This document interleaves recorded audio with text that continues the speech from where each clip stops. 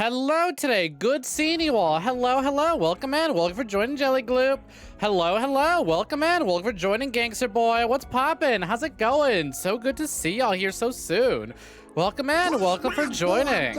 And the ingredient is a bangin' finale to the end of semester 1 of Visual Novel Club. Doki Doki Literature Club is coming to an end today. It's been a year in the making, essentially, right? Not like a year, like 2 years almost. How long have I been doing this? How long ago since I read Doki Doki? Regardless, hello, welcome in, welcome for joining. This has been a long time coming, I feel, right? We read Doki Doki, the original, ages ago, but I got the, whatever, I got the standard ending. Then we finally went and got the good ending, right? The best ending, the only ending y'all should strive for. And now we have all these side stories, and those side stories will be coming to an end soon. I can't believe it. Doki Doki's coming to an end. I'm kind of shocked it took us as long as it did to read all this. Like, what, 7 weeks? Oh my god, what the hell? What the fuck happened there? Wait, why is why is Sailor Senshi the, That can't be right. What the hell? Hold on. Hold on, I'm doing something real quick. Please, please ignore these alerts. Please, oh, thank you for the hydrate. Welcome in, welcome for joining. Again, by the way, congrats Gamer of the Day, Jelly Gloop. Gamer, hey, Tofu Kin Cat, good to see you. Hello, hello, welcome in, welcome for joining. I think something's busted with my kill screen there. What the fuck is going on? Something's up with that boss health bar, right? Because every time I close and reopen OBS, it looks like there's some other... Like, unless I was given something, I don't see how Sailor Senshi's the one. So, do not mind me as I replay some alerts. Thank you again, Kitty Biscuits. You actually didn't do anything. That was from yesterday. And then we'll pop this. Alright. And now that boss health bar should be to where it was at. Ignore that. There are actually no bits. Oh, look, it still does a little heart still. That's so cute. The fireworks still go off, even though that message already played. That's so cute. Look at that. Look at the little hearts. They're like a little candy Valentine's Day. I probably should try and catch one. Misplaced your water. Better go get that. Don't worry. You got plenty of time, though. We're just sitting here. We're chatting. Bing, bing, bing, bing, bing. I don't know what the fuck the issue is. That's the first time I've ever seen that happen, where I just log in, someone else entirely is the boss. Ugh, I hate when Stream Elements does this. They're probably fucking around with something. Maybe it's something that I did. Maybe it's because I added like a second overlay for the seance, but it doesn't make any sense. Oh, well, I guess.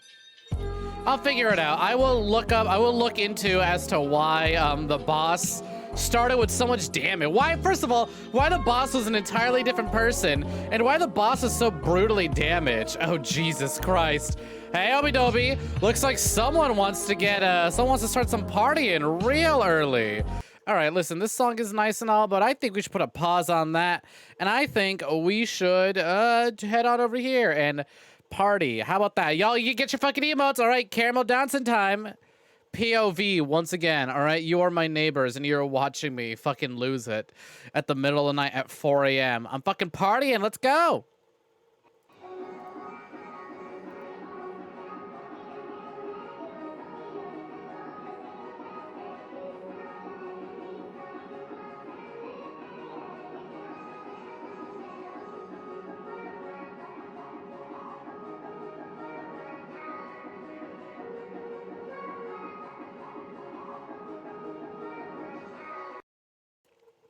Thank you very much for that. Much appreciated. Oh, God. Feeling a little dizzy from all that shaking. Yeah, look at them grooving.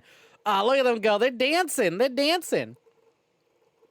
I love that I essentially have 2 dance emotes, right? I have the Sneko arc, which is just sort of, you know, just a little idle animation square up. But then we got the caramel dancing. Oh, my God. Look at the way they're moving. Look at that RV. They're just grooving. Yeah, thank you, thank you.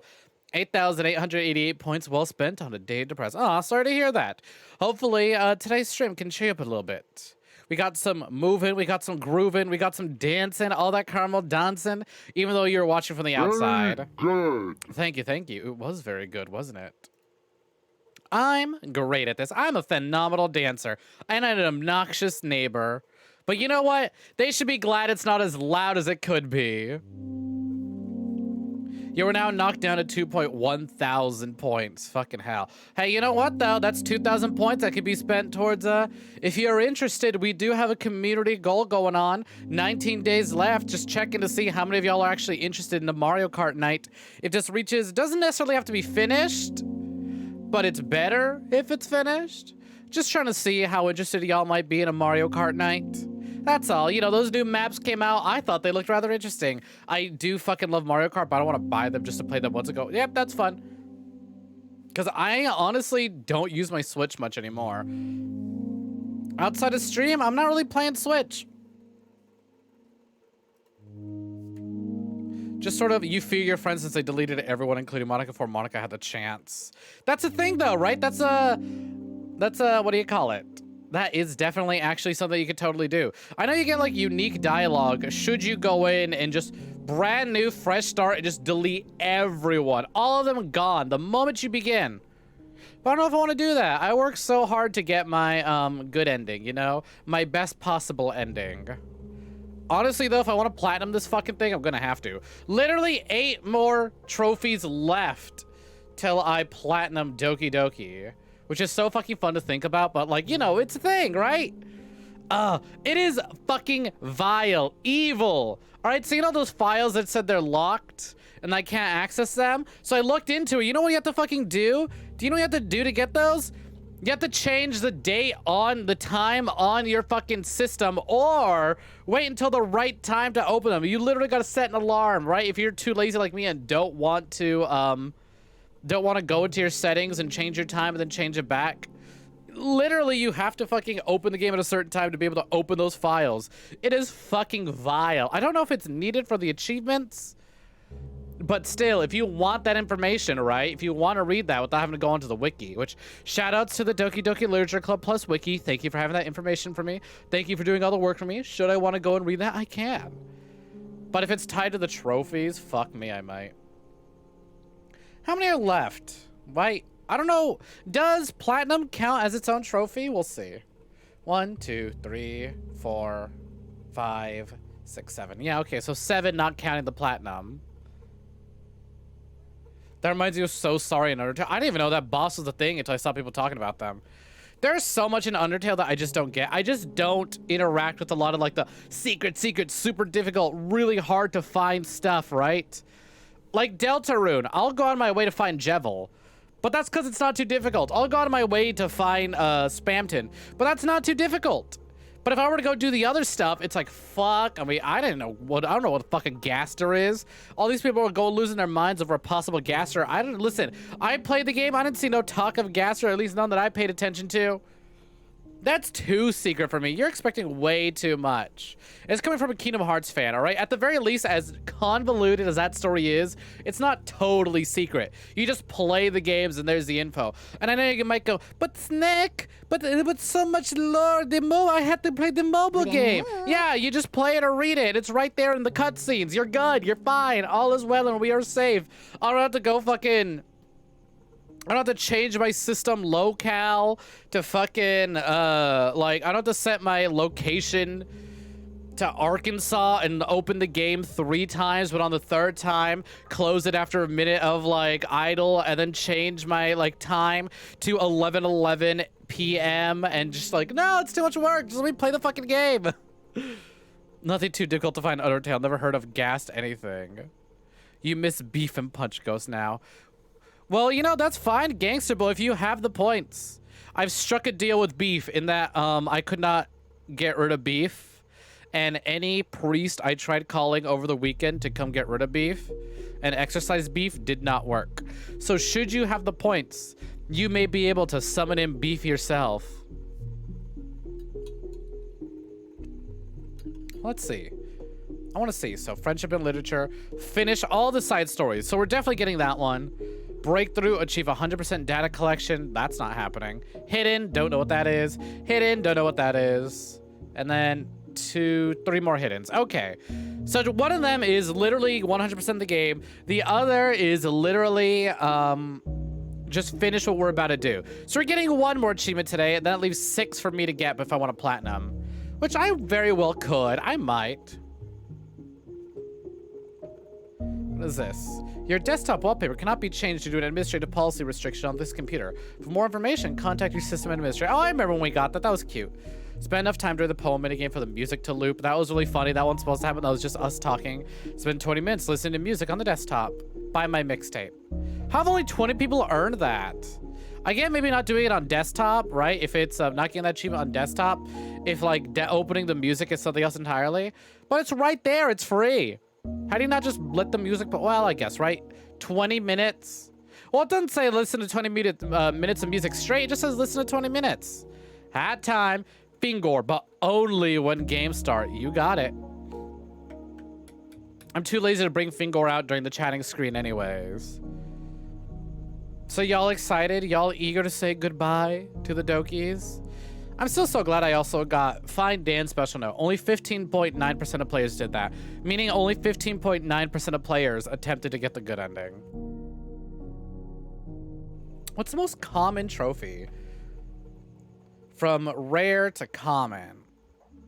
Give that a minute while I'm looking at that. You guys can't see it. I can though. Any minute now. Also, you know what? Before we hop into the game, if you haven't already, brew yourself some tea. I haven't made myself tea for a stream in a good while, mainly because hot drinks are kind of bad for your throat. But also, I thought, you know what? If ever there was a time where it'd be perfect, I think now. Now is the time to brew some tea. I might have an answer, or I might just straight up ignore your question, depending on the question, if it's not totally related to my streams at all. So obviously the rarest one is just the fucking platinum. What's my favorite water? That's a good question. I don't know if I have a favorite water, but I have a least favorite water. All right, that's fucking Arrowhead. Whatever the fuck they're doing. Arrowhead and Aquafina. Ugh. How the fuck y'all gonna fuck up water? How are you gonna do that? How are you gonna make water bad? Absolutely terrible. All right, I don't know if I have a favorite water. Okay. But goddamn, is that one bad? I don't know how they do it. I don't know how they do it, okay? Like, you can ask them what's their favorite water. I don't know if they'll have an answer, but they'll definitely tell you what their worst is. And if someone says they like Arrowhead, I don't trust it. If any of you guys say you like Arrowhead, I'm sorry, I don't trust like that. You should feel offended. I'm kidding. Or am I? All right. Oh my god. Okay, this is really funny. So, the most common ones are, right, Poetry Slam. With 62.6% of players, which is spend enough time during the poem minigame for the music to loop. Meaning 62.6% of people literally sat there scratching their heads instead of just mashing together to put together a poem because they want to please a specific Doki. That is so fucking good. And then 50.4% of players have start a new game, which they've read up until Act 3. You prefer tap yourself? Your cat's begun to show an interest in toilet brand water. I mean, that's just tap with extra steps? Yeah, it's tap with extra steps. So, shout outs to your cat having similar tastes. They just prefer a different place to drink it out of. I've heard of dogs drinking out of the toilet. I haven't heard of cats doing it. If someone says they like Dasani, you're gonna stab someone. I like Dasani. No, I'm kidding. I haven't fucking had Dasani in ages. I don't know what Dasani tastes like. What is the bottled water that my family has? We have some, like, the bottled water that we buy is, like, some grocery store brand. I can't say I remember the name. And then next is Error. 48.7% people earn that. That's them trying to change their wallpaper. Ruin everything. Ruin the game. Perfect Monica. Write a perfect poem for Monica. I still can't believe only, like, less than 50% of people have gotten to that part. It's not that difficult to write a perfect poem for Monica. You just play the game. And here's ruin everything. That's 46.7. That means 46.7% of people who bought this game just haven't finished it. Which is interesting, right? I'm curious if PlayStation counts people who bought it but just haven't played it. But then compare that to the people who started a new game. They read far enough to get to the next act. Which I'm also curious, actually, right? I wonder how many of them got to that point, and it's like, new game, and all their save was deleted, and they go, oh, that's the end. Okay. I doubt it, though. I feel like it's just a sort of game where you know there's more, so you play till you get that. And then, yep, only 15.9% of people tried to get the good ending, or probably even knew there was a good ending. I didn't know there was a good ending until I read it online, but that's because I'm obsessive, and when I like a thing, I tend to like it a lot. Oh shit, there's a fucking clip of someone getting their platinum trophy. Boy fucking howdy. Doki Doki's kind of fucked up in that, like, if you go into the, like, community hub for the game on PlayStation, I don't know about Steam, immediate first thing, spoiler. All right, but you know what, speaking of spoilers, how about we spend some time with our Dokis, huh? Let's pop in there and let's hang out with them. Gamer time. And don't worry, I've not forgotten. Fingor, come on out. You've been summoned. Oop, almost completely forgot. You can't see it, but Fingor's a little in the way, but there you go, right? Let me hide him real quick. Kill goal, daily kill goals reset to 0. Which one of you is going to be the one to get us to our goal? All right, timer go. Does anyone here like sun chips? Sun chips are fucking bomb. It begins. Goodbye, ambient indie video game music. And hello, Doki Doki. Hello, my wonderful Dokis. I will miss y'all dearly. I feel like I should... We got what? How many days left in the month? 7? 8? Is March a 30 or 31 month? 31. So we have 8 days left in the month. I have 8 days left and 1 moment. I'm so miffed, though. At the beginning of the month, I accidentally wasted a moment because it was lagging trying to create some stuff because I forgot to turn on some settings. And who is best Doki? I don't know. Who's my wallpaper? That's all you need to know. That's all you need to see. Off to the side stories. So last week, so for those of you who weren't here last time, the side stories are like a little prequel story to Doki Doki Literature Club of the characters meeting up and putting together the club and getting to learn about one another and becoming friends. And it was really, really sweet, really, really cute. But of course, you know, some of the heavier themes from the main game do translate on over. For example, literally the first side story is about Sayori trusting Monica and telling her about her, like, depression.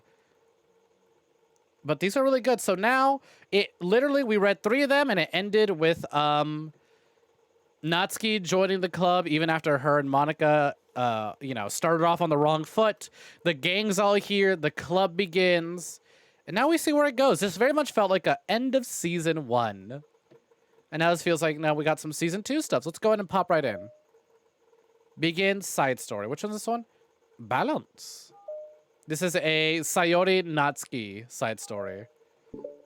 I'm going to see what that bottom one there, that Natsuki Yuri one is.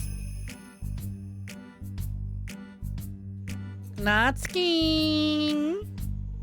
Well, Natsuki is messing with the orientation of her manga in the closet shelves. Sayori approaches from behind and pulls her into an embrace. What? Hi. Hi. The Literature Club has been in full swing since Natsuki joined. Including her, the club is now comprised of 4 members: Sayori, Natsuki, Yuri, and Monica.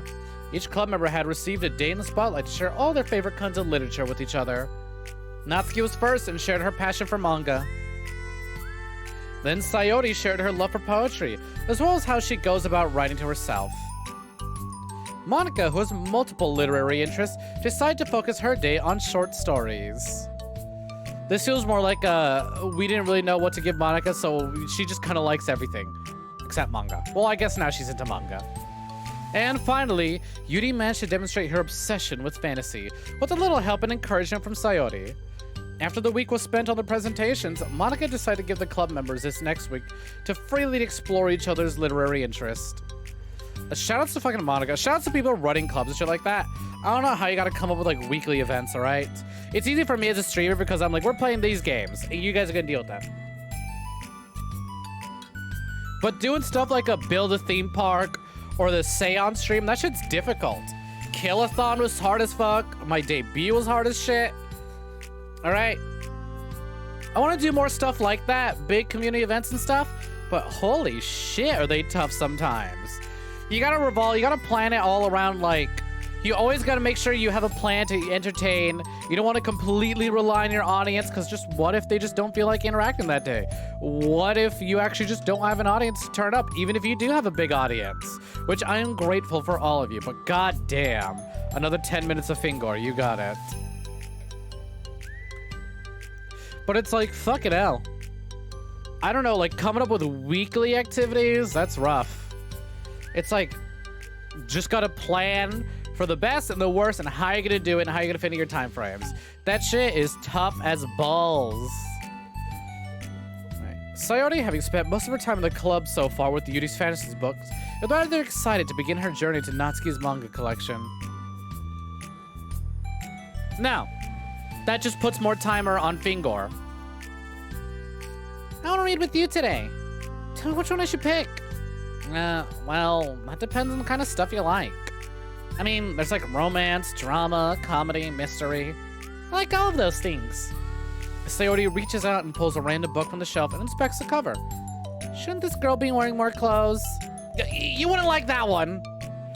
In a panic, Natsuki snatches a book from Sayori's hand, then replaces it on the shelf in a less conspicuous location.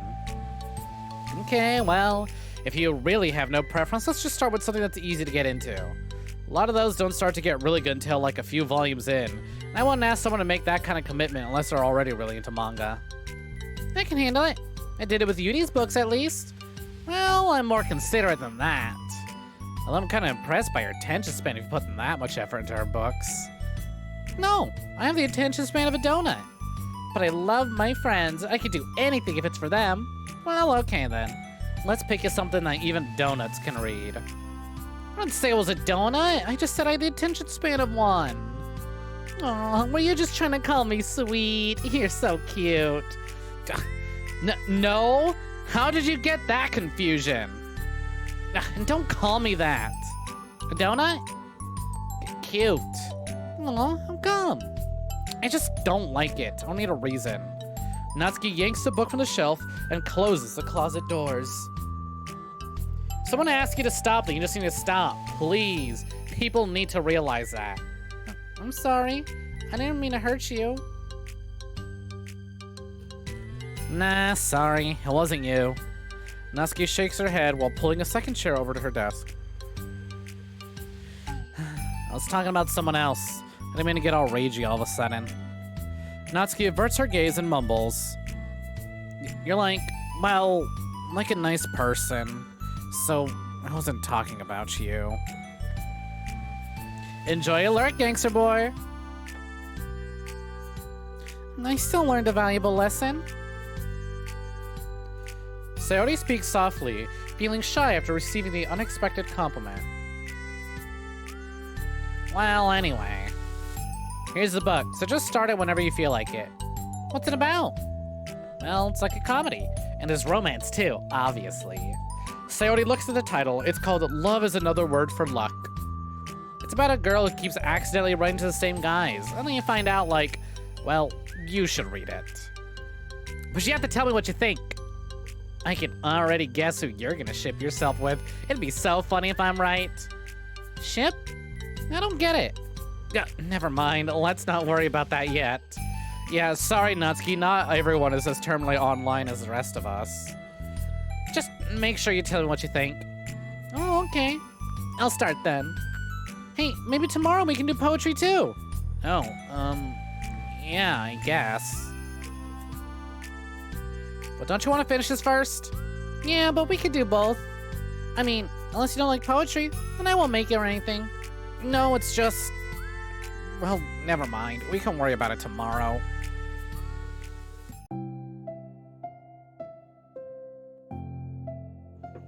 After the club meeting ends, Natsuki and Yuri leave. Monika strikes up a conversation with Sayori. I see you got Natsuki to share some of her manga with you. I really want to become better friends with her. She's so enthusiastic and expressive. I could listen to her talk. She's so...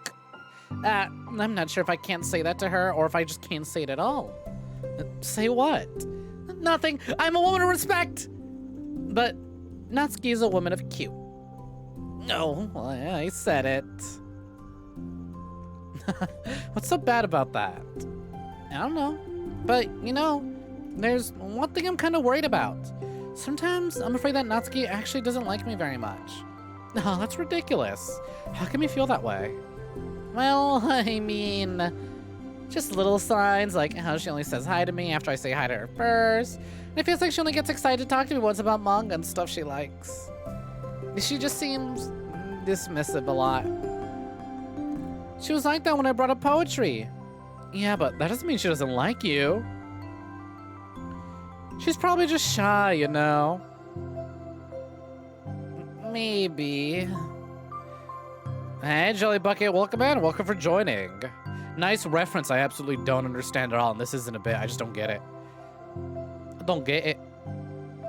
My stupid head's making me worry for no reason. It likes to do that. It's okay. Try not to worry so much. Everything will be great. But you can always talk to me about any concerns you have. I'm here to help. You're the best. Sayori gives Monica a quick hug. Well, I want to keep trying because I love her and I want to get close to her. You got this.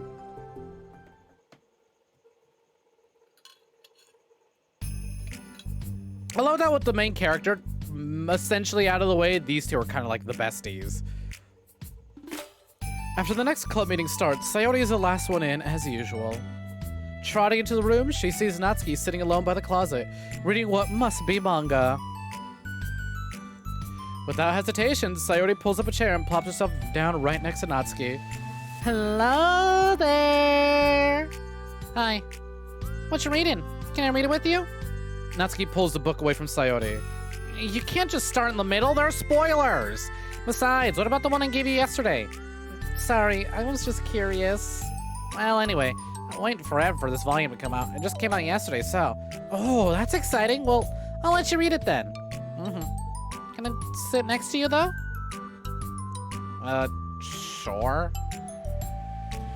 Sayori plops herself down next to Natsuki, then pulls out a blank sheet of paper. Natsuki reads in silence, save for the periodic flutter of a page being released from beneath her thumb. From Sayori's side, only the light tapping noise of her pen beating the paper can be heard. Time passes. Sayori's paper is filled with scribbles and the margins are lined with stick figures. Natsuki lets out a deep sigh and closes her book. Did you finish? No, but it's a good stopping point. My head is swimming. I need a break. Natsuki stretches her arms.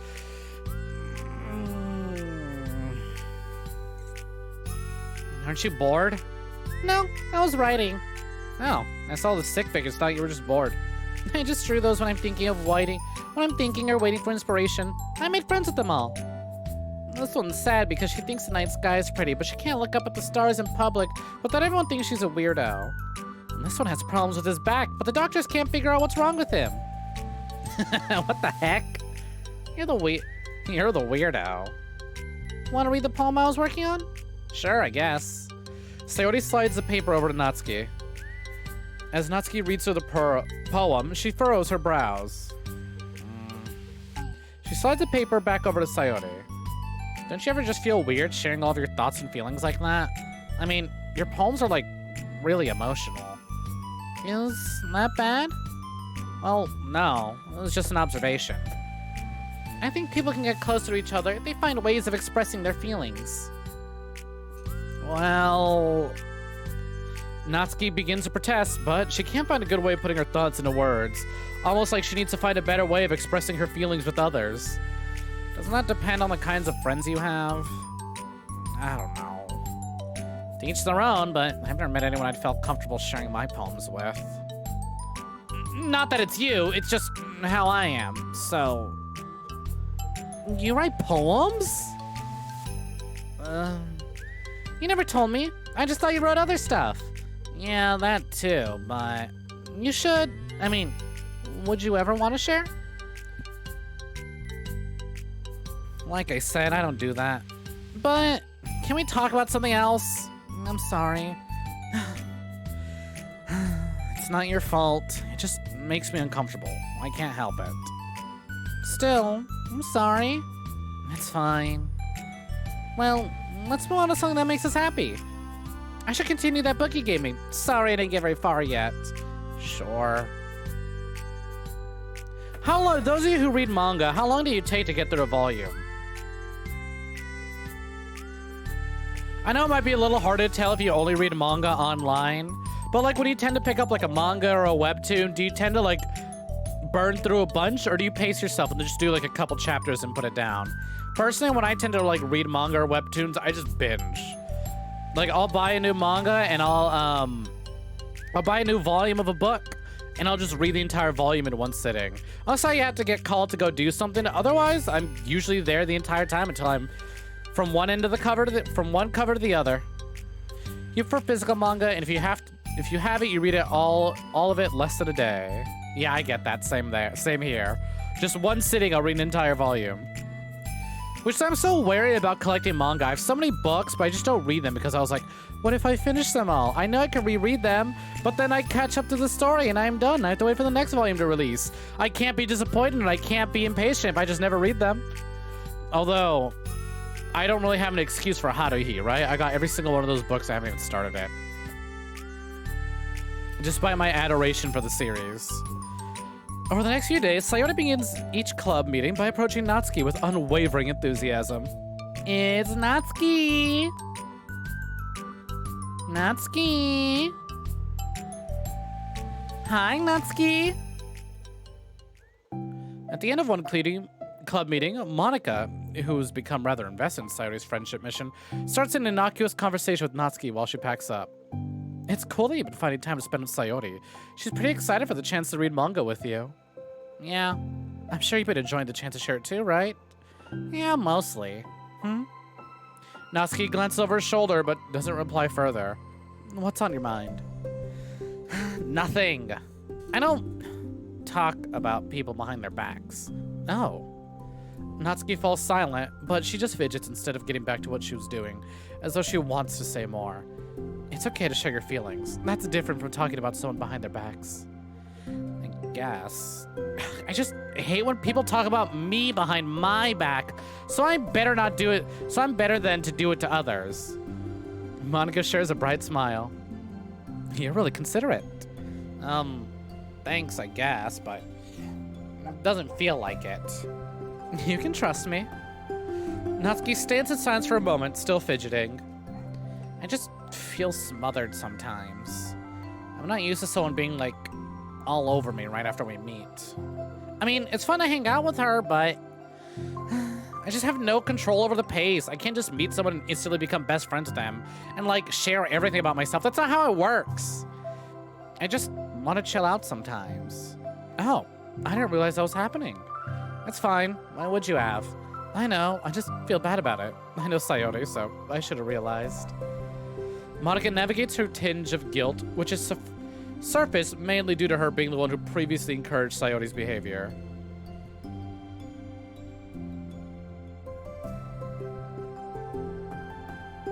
Despite not knowing the situation, Monica can't help but feel a little responsible. Also, apologies for the dogs boofing in the back. Do you want me to talk to her about it? No, I wouldn't like that. Well, I could, I don't know, like divert her into another club activity for you or something? No way! That'd be so underhanded and mean. Sorry, I didn't think that one through. Besides, just because I complained about it doesn't mean I'm asking for someone to solve my problems for me. True. I'm sorry. I guess I just instinctively want to try to solve problems, even if I haven't been invited to. That's fine. I talked to Sayori about it, but it'd make things really weird between us. I feel like it'd make her just constantly be afraid that she's bothering me. I just don't know how to just keep things natural. Well, I think if you do a good job expressing all your feelings, she'd totally understand. Hey, Ray Dog, yeah! 3 new redeems. 2 new expensive redeems and 1 community redeem. I'm glad you're enjoying them, Obi-Dobi. Thank you for popping in and hanging out when you can. I think if you do a good job expressing all your feelings, she'd totally understand. Sayori really wants to be the best that she can be for other people. I think she would actually be happy that you want to improve your friendship with her.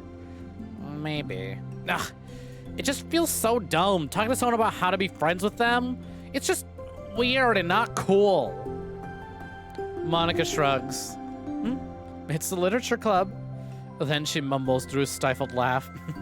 It's not the cool club. Hey! Sorry, that just tickled me for some reason. Look, I know that you're kind of in a tough spot, and that it's hard for you to really express yourself. But you've really demonstrated to me that you're great at self-reflection and critical thinking, even if it doesn't feel like it to you. I think that's the most important part of being able to navigate through these things. So I believe that you'll find the right thing to do. Well, Natsuki instinctively starts to reject a compliment, but she can't find any excuse to do so. Thanks. Natsuki gathers her things, then she finishes her thought in a mumble. And I'm so glad I joined the club, even if it's weird sometimes. Monica smiles, but Natsuki turns her back and walks away before waiting for a reply. I'm reading! You shut up, but fine. It is time to put away the scrupulous finger. Au revoir, finger. Ooh, posture check. Make sure you're not shrimping. Lord knows I was. Ugh. Yeah, so just adjusting my seat real quick. Ugh, God, they were literally just talking about back problems too. I'm feeling it myself. It was an unusual way for Natsuki to express her appreciation, but Monica knew what she meant. It made Monica feel like everything really was going to be okay. Until it wasn't. Oh, wow, that was really short. It was like, what, half an hour? Hell, maybe even less. That was surprisingly a short one. I wonder what the new song is. Is it Piece by Piece? No, I think that's the piano song. That's the one from the other one. Just a little bit. I do wish there was like a new symbol right by them, you know? It's like, here's your new song. Oh well. No new pictures, no new mail, no new files. New side story though. Balance part 2. I'm so eager to get to the Monica and Yuri one. It's lunchtime. Sayori, who usually buys her lunch, is making her way to the cafeteria like any other day. The clamor and bustle of the students is drowned by Sayori's impeccable skill of zoning out. However, her imagination is momentarily interrupted by a glimpse of a familiar pink-haired girl. Hey, that's Natsuki. I never run into other club members out around the school. Natsuki! Sayori stands on her tiptoes and waves. Natsuki, who's busy walking and chatting with her friends, doesn't notice Sayori at first. Then she glances over in Sayori's direction. Sayori waves enthusiastically. Following her friends, Natsuki quickly ducks around the corner. Hey, she definitely saw me. Monika's the first to arrive at the club meeting, then Natsuki. Sayori, having glanced through the window to see Natsuki already inside, is unable to work up enough courage to enter. Natsuki's been so distant with me. How stupid to think that she ever wanted to be friends. She only got excited because she got to share her manga. But aside from that, she doesn't even like me. I should just go home today. Sorry, but do you plan on going inside? No. Why? I'm sulking. Oh. Well, I'm sorry for bothering you. Excuse me. No, don't leave me. Oh, I'll stay here then? I don't want to go in. I'm afraid of bothering Natsuki. I saw her on lunch today, so I waved and called out to her, but instead of saying hi, she just ran away from me. Really? Not bad. Hey! Sorry, that was a joke. It just sounded like something stupid I would do from anxiety. From anxiety? Well, I just don't like attention being drawn to myself. Oh. Well, that makes sense based on the person you are. But Natsuki doesn't shine like that at all. I thought we were friends. But it feels like every day she's trying to distance herself more, instead of getting closer. It doesn't feel like I was only spending time with me during the club because I was reading manga, but she doesn't actually want to be friends with me. Well, I feel like I'm missing a lot of context here. Was she in the middle of anything when you approached her? No, she was just walking with her friends. With her friends. Yuri pauses for a moment. How do I put this? Sayori, you're very fond of your friends, right? You always want to be spending time with them? Of course! I don't think there's anything more important to me. I mean, the best parts of my days are with my friends. Besides that, I really hate being alone, so... You hate being alone? Sayori nods. We're very different people.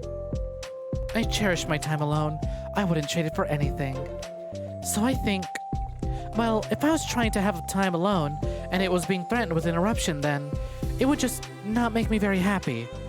Yeah, but that doesn't have to do with Natsuki.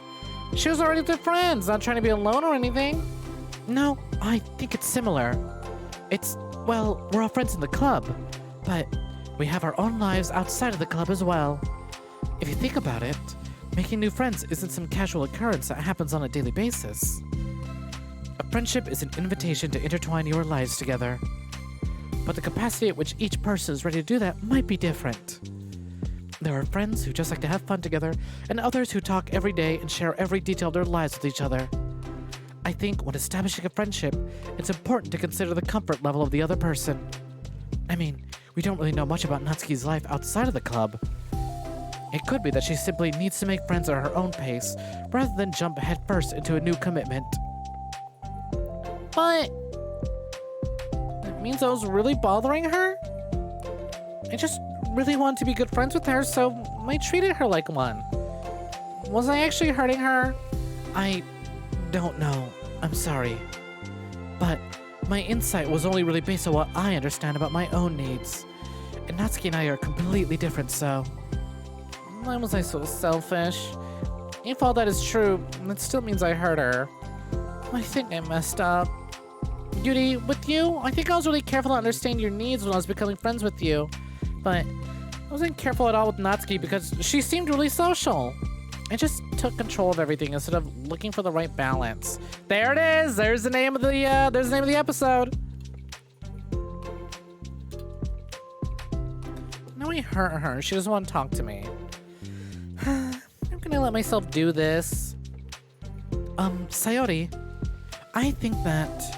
Well, there was one time you told me something about the way I saw things in my head being different to reality. It's easy to automatically jump to the worst case scenario, but I think it's more likely that Natsuki doesn't harbor any ill feelings towards you. So, I think if we're being realistically consider the situation and how it could cause someone to feel, I'm bad at this. Sorry. You're a lot better than me at things like comforting and reassuring people. Suddenly, Sayori gives Yuri a gentle hug. You're the best, Yuri. I'm sorry for burdening you with this. You're trying so hard for me. You're such a sweetheart. It's not a burden. I enjoy listening to others. And my friend deserves happiness. Sayori beams. Well, I think I'm gonna give Natsuki some space. She should do what she wants. For example, should she really choose to, she can go ahead and caramel dance at 3 a.m. all by herself if that's what she's looking for. Just like this.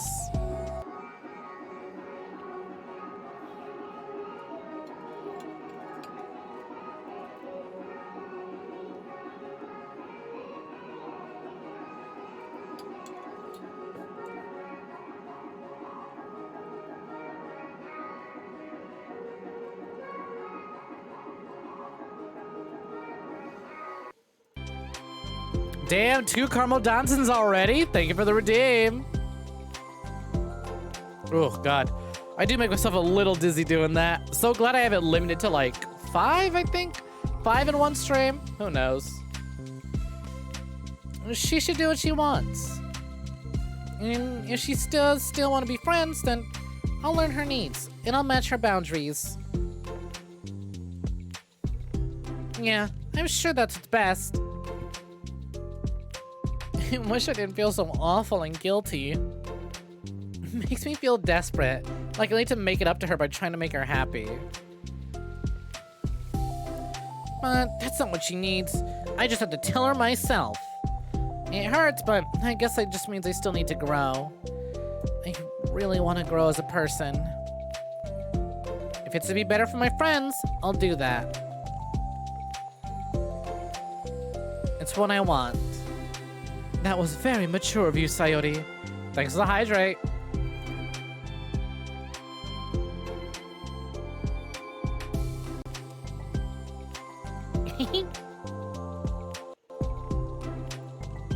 I'm mature. Oh my god, my voice cracked a little bit there.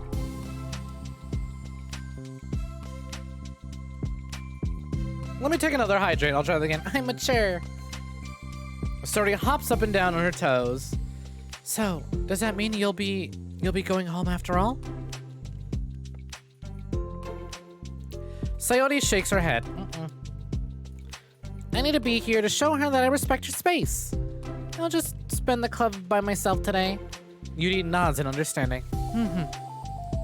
You can go in first. Okay. You're blocking the door. Oh. Sayori steps aside. By the way, before Yuri enters the club room, Sayori interjects. You said that you and Natsuki are completely different people, but I don't really think that's true. I think you're actually really similar in a lot of ways.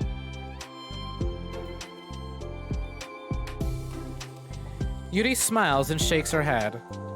Sayori, that's absurd. You're very silly sometimes. Yuri turns and enters the club room.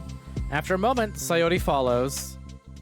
I wonder if that's going to play into the last, side story. That's Natsuki and Yuri. The club room is quiet. When Sayori walks in, Natsuki glances in her direction. Sayori smiles and gives Natsuki a quick wave before sitting down across the room. Yuri's face is already buried in a book. Sayori decides it's best to continue the manga she was reading, so she pulls it out. However, it looks like Natsuki isn't reading today. She has a sheet of paper in front of her and is tapping a pen against her desk, staring at it. Oh, are we writing today? Monika speaks in a quiet voice, unwilling to disturb the peace of the club room. She kneels down at Natsuki's desk. Hey! Natsuki pulls the sheet closer to her and covers it with her arms. Sorry, I didn't mean to peek. Whatever. I just wanted to see how everything was going. It's fine. Natsuki replies dismissively. She glances over at Sayori, who's focused on her manga. Monika follows Natsuki's gaze. I think she's mad at me. How come? I'm busy right now. Ask me later. Monika falls silent. Natsuki looks back down at the paper. She inches her hand away from the top margin, allowing Monika to see. It says, to Sayori. Understanding, Monika smiles. She places a hand on Natsuki's shoulder and whispers softly, I'm proud of you. How can you not love her? She's the absolute best. Monika gives Natsuki's shoulders a quick squeeze before standing back up and pulling away.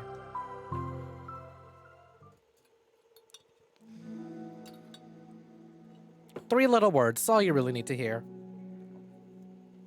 The end of the club meeting passes. Yuri is already departed. So is Monika, after checking on Sayori and Natsuki to ensure they wouldn't stay too late. Sayori was determined to finish her manga volume before heading out, since the end was approaching. However, with Natsuki also staying late for an unknown reason, silent tension hangs in the air. After finishing the volume, Sayori brings it to the closet. Sayori brings it to the closet to put it away. She slides it back onto the shelf while Natsuki watches. Then Natsuki gets up and pulls it back out in order to return it to its proper location. Sorry. I didn't know where it was supposed to go. That's fine. Two fall silent again, avoiding eye contact. They both look like they're about to say something, but neither can break the silence. A moment passes. Well, I'll be on my way. See you tomorrow. Sayori turns away to hide her pained expression, then walks away from the closet. If there was any proof Natsuki no longer wanted to be friends, this was it. Defeated, Sayori carries herself out the club room. Once in the hallway, Sayori takes a deep breath and hits her palms against her cheeks to clear her head a little. Suddenly, Natsuki's stammering voice calls from behind. Natsuki? Startled, Sayori turns back around to face Natsuki. Oh, what a cute little transition. Natsuki fidgets and anxiously continues with the shaking voice. I have a lot of things to say. Hey, Foxy! So good seeing you. Welcome in. Welcome for joining. We're just doing some Doki Doki today. Wrapping up, reading what's left, doing the rest of the side stories. Absolutely sweet. I hate overusing this, but absolutely sweet wholesomeness. Adore this. Getting some big character progression. And it's really sweet. I have a lot of things to say. Me too. But you go first. Natsuki bites her lip and can't stay still. Well, first of all, she cuts herself short, struggling to continue. Trying to force the words out, she stamps her foot and hops up and down a little bit. Just got your nose pierced? Goddamn. How was that? Got any other piercings? That you're comfortable sharing, of course. Did you and your friends all get, if you say you were peer pressure too, did they all get nose piercings or did everyone get different piercings? I still considering getting piercings, but I don't know. Julie's kind of a pain in the ass to take care of and keep, and I just don't have a place for it. I'll just stick to tattoos. I don't need to store them anywhere. They're with me at all times. Trying to force out the words, she stamps her foot and hops up and down a little bit. I'm sorry for the thing I did at lunch, and I'm sorry for just being kind of mean lately. It's really hard for me to I mean, I'm no good with things that make me uncomfortable. Especially when it comes to like feelings and stuff. So, face burning, Natsuki clams up again. Instead of continuing, she simply holds up the sheet of paper for Sayori to take. Best place in the world. I love my bedroom. It's full of bright colors and soft things. The sunlight shines in and makes everything sparkle. It's the best place in the world. As all my treasures, all my books, my collections, my memories, all my dreams were born in this room. It's the best place in the world. Has all my secrets, all my failures, my fears, my feelings. Sometimes it feels so fragile that the door will break at the slightest touch. But it's still the best place in the world. But when someone knocks, I get scared. I brace my arms against the loose hinges. Please don't break. Don't come in. I'm not ready. It's my best place in the whole world. Knocking won't stop. I block the door with furniture, and my eyes peek through the keyhole, and I panic. I'm trapped in the best place in the world. I'm not ready to share my favorite place. I need to clean my secrets and make my bed to hide my nightmares. I need to touch them up, put them away, to see them again. I have so much to do, and I'm scared. I'm not ready, but it's still my favorite place. I still want to share it, however long it takes. If you wait patiently, I'll eventually open the door, and I'll show you the best place in the world. That is really cute, and honestly, I can absolutely 100% relate to Natsuki like that. And that, I'm just not the type to share a whole lot about myself with my friends. Regardless of how close they are with me, there's just some stuff that I'm just not ready to open up my door to. And I have some friends who will knock and want to come in, but I'm just not ready for that sort of stuff, so. It really means a lot to me reading a little poem like that and having a bit of character like this. It's not that she hates her, it's just she's, moving at her own pace. That's something I can appreciate. Let's see, you have your nose pierced, and yes, all your friends got nose piercings. It didn't hurt that bad. Hey, glad to hear it. Now, is it matching piercings, or did y'all get something different?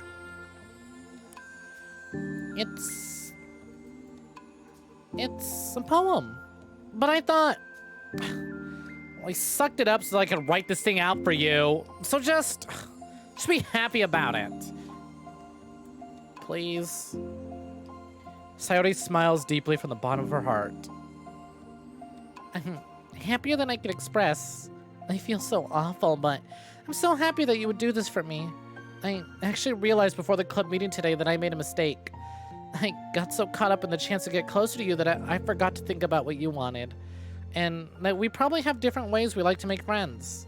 About, the friendship stuff. I mean, it's okay. I understand, so you don't have to force yourself to talk about it. Your poem did a good job. So don't force yourself if you're not ready yet, okay? Natsuki nods. You don't have to feel like you did anything wrong. It was my fault, and I'm sorry. I wasn't mad at you today or anything like that. I actually felt really guilty and wanted to give you space. I was thinking it's silly that I just approach you all the time, and that I should just let you approach me when you want to. Just whatever makes you feel comfortable. I'll respect that from now on. Friendship should always start with those things. With the right balance. Natsuki nods again. One thing about that. Well, I don't want to have to approach you all the time either. I just want it to be balanced, like you said. Sayori nods. I understand. We'll make sure of that together. Cute. Well, anyway, now the two of them have found common ground, Natsuki finds it easier to speak more freely again. I'm not gonna be like sharing my poems all the time now or anything like that, but I guess it wouldn't hurt to do it once in a while. Only the best ones. So you better like them, because otherwise I might change my mind. I like anything you do, Natsuki. I was just saying. More importantly, I have to tell you about my new boyfriend. Huh? Oh, from the manga. Wait, I need to guess who it is.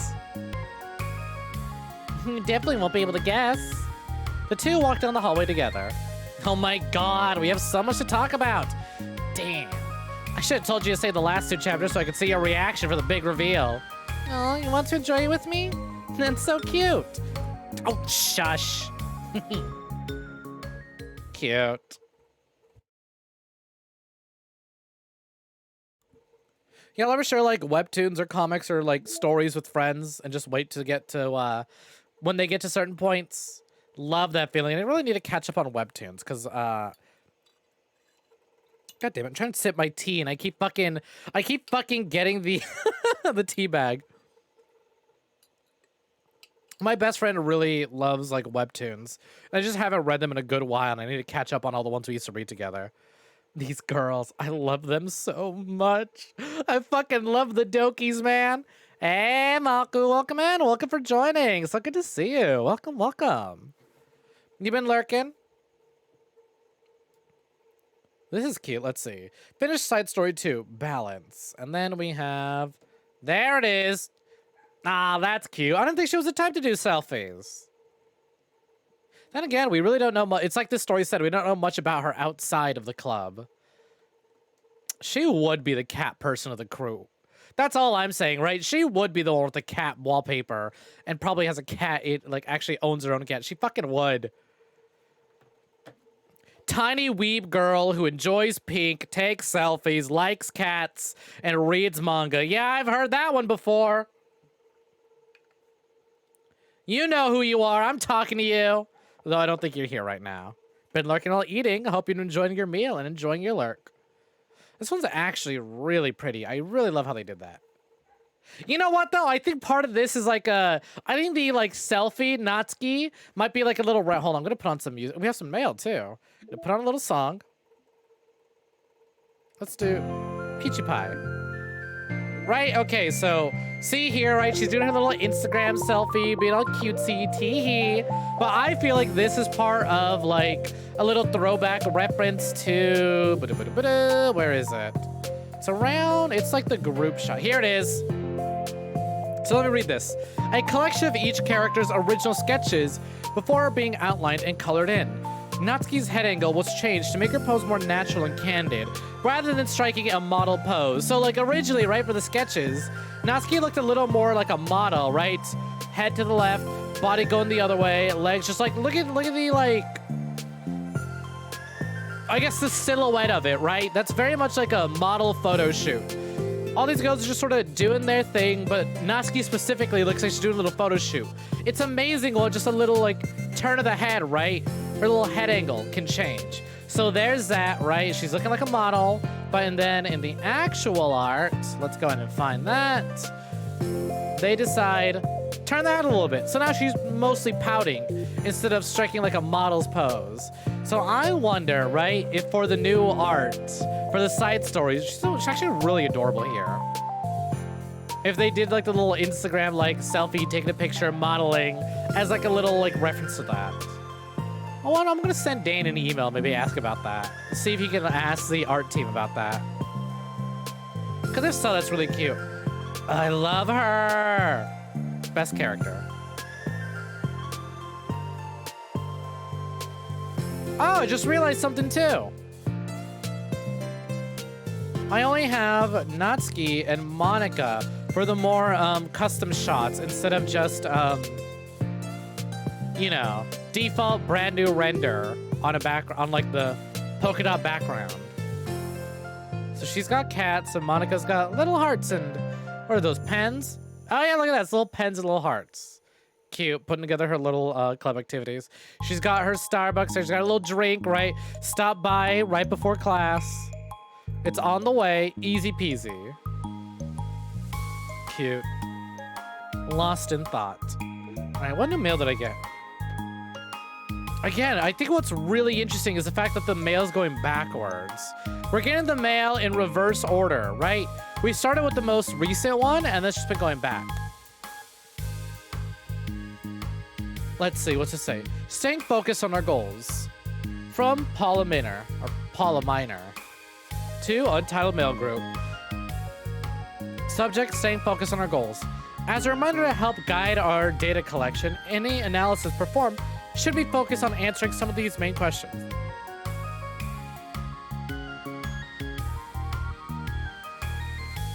Sorry, I wanted to fix my posture and take a sip of my drink. Oh god, my neck's been my neck has been stiff all day. Apologies for the weird, like, look I probably gave trying to crack it right now. Or the fact that my V-face literally just froze as I decided to open the window. Whatever, I'll read this. As a reminder to help guide our data collection, any analysis performed should be focused on answering some of these main questions. How does granting elevated access to the virtual machine affect a person's emotional state? How does granting elevated access to the virtual machine affect a person's values and goals? And then, looks like V-Face is back, so I'll turn that back on. How does someone effectively navigate and experiment with their ability to change the contents of their virtual machine? How is the elevated access being weaponized? What actions and values most contribute to the destruction of the universe? Excuse me? I'm sure they mean the universe of the virtual machine. Most importantly, how might your observation apply to our universe? Bonus, how can we present this to upper management as an operation that benefits the company? Unrelated note, whoever changed the color scheme of the desktop to pink, can you please change it back? It's unprofessional and it runs the risk of drawing eyes. I'm surprised I can't actually scroll. Oh, so that's funny. Jeez, I wonder who it could be.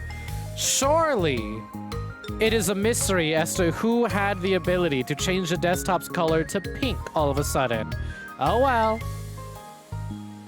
All right, next one, reflection. Hey, Shady, welcome in. Welcome for joining. Thanks for the reminder. I'm gonna take a little sip right now.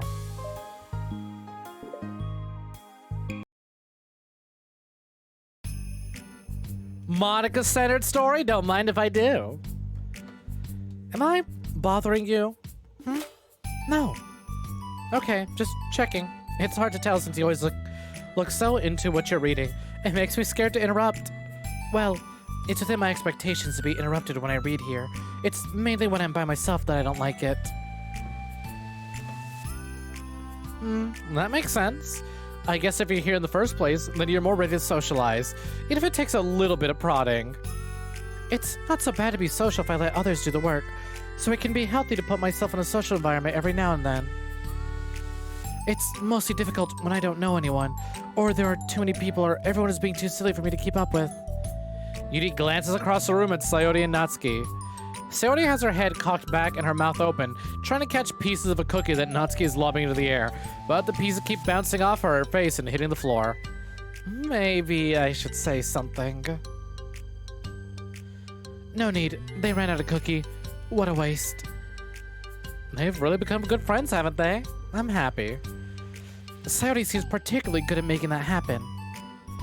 But the two of them are both on the energetic side, so I suppose it works out well.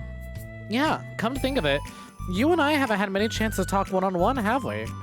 Though that may be partially my fault since I'm supposed to be the one engaging club members. Not at all. I've probably formed a habit of drawing minimal attention myself. The responsibility is equally on me, at least to display some openness to engage. Well, what about during times like lunch? Do you meet up with friends? I just read. Oh. But I like it that way. It feels nice to be carried off again after a morning of classes. Do you always read fantasy? Oh, not always. I suppose that all I've read recently, but only because I'm in the middle of the series. There are still 2 more books after this one. I guess those long books suit you well, since you spend so much time reading. Well, fantasy might be my favorite, but after that, I'm more or less indiscriminate to genres. I'll read anything with depth and maturity. Oh yeah? Even like romance? Well, there are a lot of books that have elements of romance in them. Oh, come on, Yuri. You know what I mean. Monica lowers her voice. It's a guilty pleasure of mine, so I won't tell anyone if you do. If you do too. Maybe more when I was in middle school. I mean, I was really lonely and people were mean to me a lot. So it just kind of felt like it. Please don't make me think about the past. Sorry, I just got super curious. You know, we should totally pick out a romance novel to read. That would be so much fun. Absolutely not. Really? Even if it was just between us? Try asking someone who has no shame, like Natsuki. Ouch! Sorry, I swear I didn't mean it like that. Well, I guess it's my fault for pressuring you. I'm like that for things in my past too, you know? Things I feel too embarrassed to re-experience. There's nothing wrong with growing out of things. It happens to everyone. For instance, Natsuki's interest in manga reminds me quite a bit of how intense I used to be about my own interest. It makes you think she'll likely grow out of it too. Hey, were you talking about me? No, we were just talking about how our interests have changed over the years. When did you get into manga, Natsuki? Like a couple of years ago, I guess. I was already sort of into it before that, but I wasn't really going hard until then. Oh, yeah. What was it that inspired you to get more into it then? I don't know. I guess, let me think. It was after I discovered a series that I really liked. Yeah, I was just like really fed up with a lot of things and I got super into this one series I really related to. I guess I had an edgy phase where I just hated everyone around me and wanted to be by myself. Hey, kind of like Yuri. Monica! Sorry. That's completely wrong, so it's still cool that you both really found your thing. They're almost like opposites, but it sounds like they helped you through a lot of hard times. You know it. Wow, what the heck? Is that book even bigger than the last one you were reading? It's technically slightly longer, but not by very much. How high do you think you go if you stack up the whole series? Natsuki estimates by holding her hand above her head, sizing up to an imaginary stack. I should get one of those mangas that's like 50 volumes long so I can say I've read more than you. Not that I have the money for that. Please, that would hardly count when your books only have few words per page. I know, I was just joking. Still though, depending on how many she's going through and how quickly she is, you'd be surprised by how much fucking text I can fit in one little panel. I swear, some mangaka just don't know when to quit. They're like, listen, this panel goes so hard, I need the weight of all the dialogue to be carried by this panel. I can never actually read books like yours. It's too boring for me. Yuri shoots a glance at Natsuki. It's not boring. Chill, I said it for me, not for you. I can have my own opinion. I just think it's too convoluted. Sayori, are these on the floor? Gross! Also, wash your hands before touching any of my books. But my hands aren't dirty. Just do it. The oils are there, even if you can't see them. Fine. Sayori trots out the door and Natsuki follows. Yuri, you look upset. What kind of nerve does she have to call my hobby boring? Well, she did correct herself. Hardly. She was so condescending. I don't mind if she thinks it's not for her. I already understand that it's not for everyone. But she knows well how much these mean to me. So how about just leaving me alone instead of needlessly telling me the things you hate about it? I'm sorry, Yuri. You may be right. This won't be the last time people have strong feelings about what they like and don't like. Especially in a literature club, so I should figure out how to mediate discussions to keep them positive and constructive.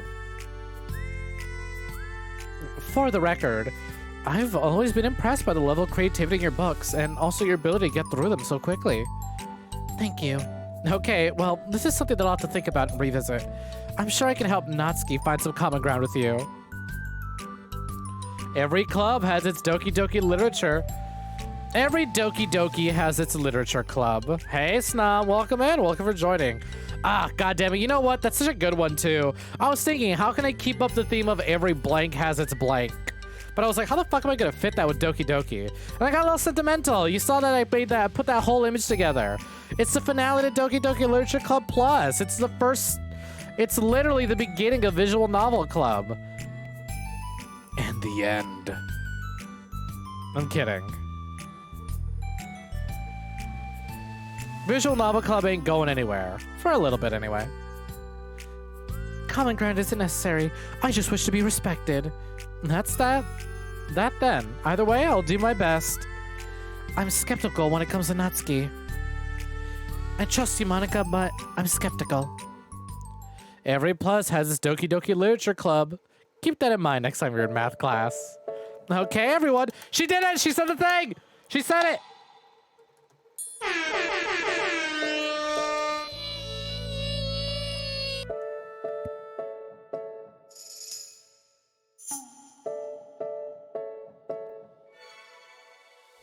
We have a special club meeting today.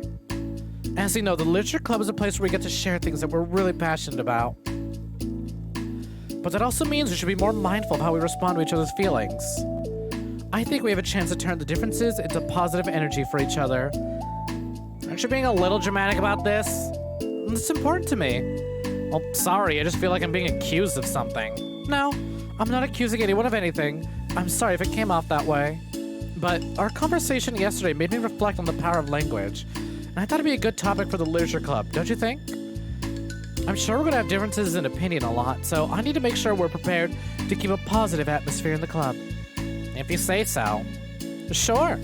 The cool thing about language is that it gives us a lot of different ways to express the same idea or emotion. We have a lot of control over how we want the other person to feel when receiving our thought. This goes for poetry, narratives, casual conversation, basically anything. For example, Sayori, what's your favorite food? I haven't organized by category. Should I start with snacks? Or you mean full meals? Should I include breakfast? No, jeez. Okay, how about your favorite fruit? That's easy, cherries. Really? What's that cherries tasting nasty? What? Cherries are delicious! Whoa, that's a pretty strong reaction. Well, I just don't understand how somebody can think that cherries are nasty. How does it make you feel? I don't know. Sad? Defensive, maybe? Yeah, I got defensive. See, the reason you had such a strong reaction wasn't because I don't like cherries. It's because you felt like your opinion was under attack. But that's weird, right? Something like taste is completely subjective. But when I say something like, I think cherries taste nasty, I'm using objective language. I'm challenging Sayori's reality that cherries are delicious with my own, which is that cherries are nasty. Wait, hold on. How is that objective when you said you thought it was your own opinion? It has to do with the way our brains interpret words. You're talking about the reality of the cherries, not your feelings about them. Like, Sayori, let's rewind for a second and pretend I didn't tell you that I think cherries are nasty. Good. So, what if instead of that, I said that, like, I've tried cherries and they're not for me. It's not the kind of flavor I enjoy. Well, that's fine. As long as you don't call them nasty. Nasty is a nasty word. Okay, so cherries was kind of a weird example, but I think it gets the point across. Why, you don't like grapes? Everyone look at this guy, he doesn't like grapes. What, do they do surgery on your grape or something and it came out weird? No, I'm kidding. There's no such thing as a wrong opinion unless it's snoms. This time around, instead of talking about the cherries, I just talked about my feelings. And Sayori didn't get defensive. Cherries are good in extreme moderation. I feel like I don't have cherries enough to really decide if I like them. Nope, excuse me for the hiccup. I don't know if I've had cherries enough to think about that, but I think that's something I agree with, maybe. So I think of cherries, I don't think I'm like eating them one at a time. I was gonna use a different word or phrasing, but I realized they can be interpreted differently. When it comes to cherries, I'm just like, just a little bit. Not too many. I'll take the cherry on the cake or whatever, and I'll enjoy that.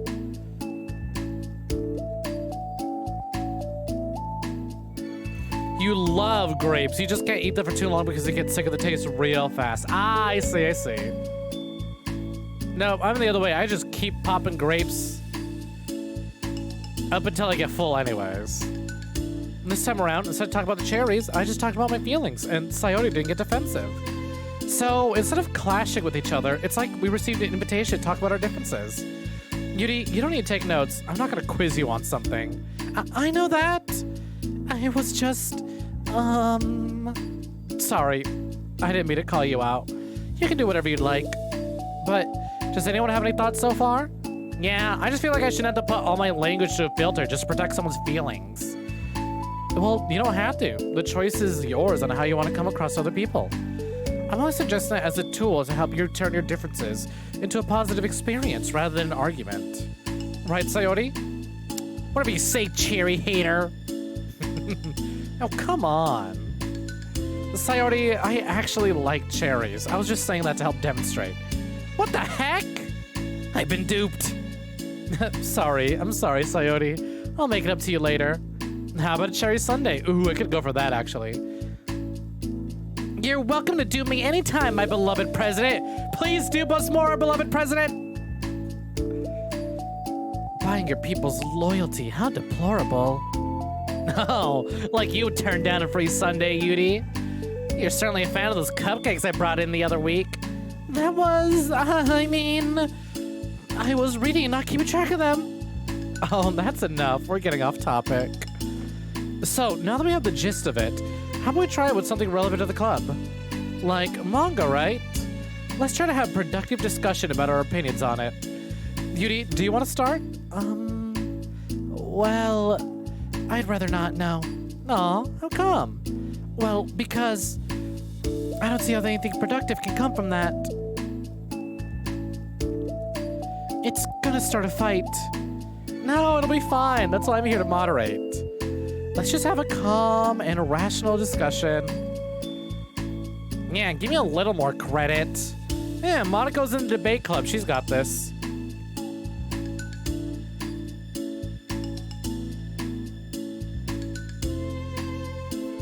I'm not a child. You don't have to coddle my feelings. I always think it's more respectable to just speak your mind. Respectable? Yuri's expression changes at the word. As Monaco recalls, being respected was the crux of the matter with Yuri. Well, the point of the exercise isn't exactly like, it's fine. I have nothing against you, anyone personally. You're entitled to enjoy whatever it is you would like. I just prefer more depth and nuance in my reading material. I look for stories that are imaginative and sophisticated beyond a surface level. Oh, well, that's just a misunderstanding then. I thought you were gonna say that manga's for children or something, like I don't hear enough of that. But there's plenty of deep manga. I'm not clueless about manga. I've read my own fair share when I was younger. What? Are you serious? How come you never told me? Because I'm past that point in my life, and I really prefer not to visit it. I prefer more mature things now. Excuse me? Okay, hold on. Can I jump in here? Let's try to keep things subjective. Because if you imply that manga is immature, then aren't you implying that someone is immature for being into it?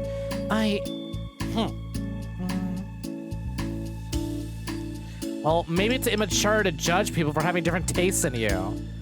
Natsuki. Nobody's immature. I've read Natsuki's manga and Yudi's fantasy, and I love them both in their own way.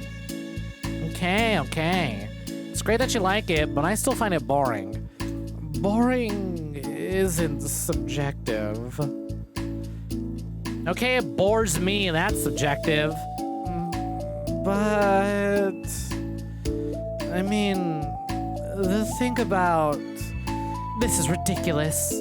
Do you see why I didn't want to participate in this? I knew it was just gonna make people upset. I'm not upset. Like I said, I don't care what other people think. But I always got the impression that you secretly looked down upon me. So I'm glad my suspicions were confirmed. That's not true at all. You're making up assumptions. You can't blame me for getting defensive when nobody has ever has the least bit of respect for the thing that I'm into. The only thing I look down upon is when people make fun of me for just being myself and trying to mind my own business. What, have you looked in a mirror? Tell me again about respect after calling all my interests immature. You can't. Please stop. Please? You don't mean the things you're saying right now. Let's just be friends.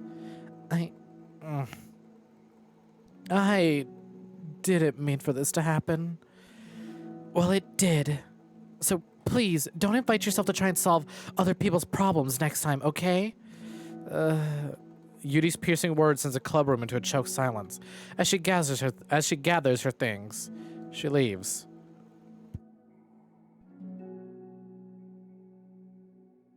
Holy crap. I've never heard her sound like that before. She must be so pissed. Well, you weren't very nice either, so... I was just saying. How did this happen? It's my fault. Yudi wasn't wrong. I shouldn't have tried to moderate a conflict when I know how bad I am at dealing with conflicts. It was really a stupid thing for me to do. It's nobody's fault. It wasn't stupid. Everyone in the club is a nice person. Nobody would have expected this. But I guess we're sensitive about the things we really love. Honestly, she kind of brought it upon herself.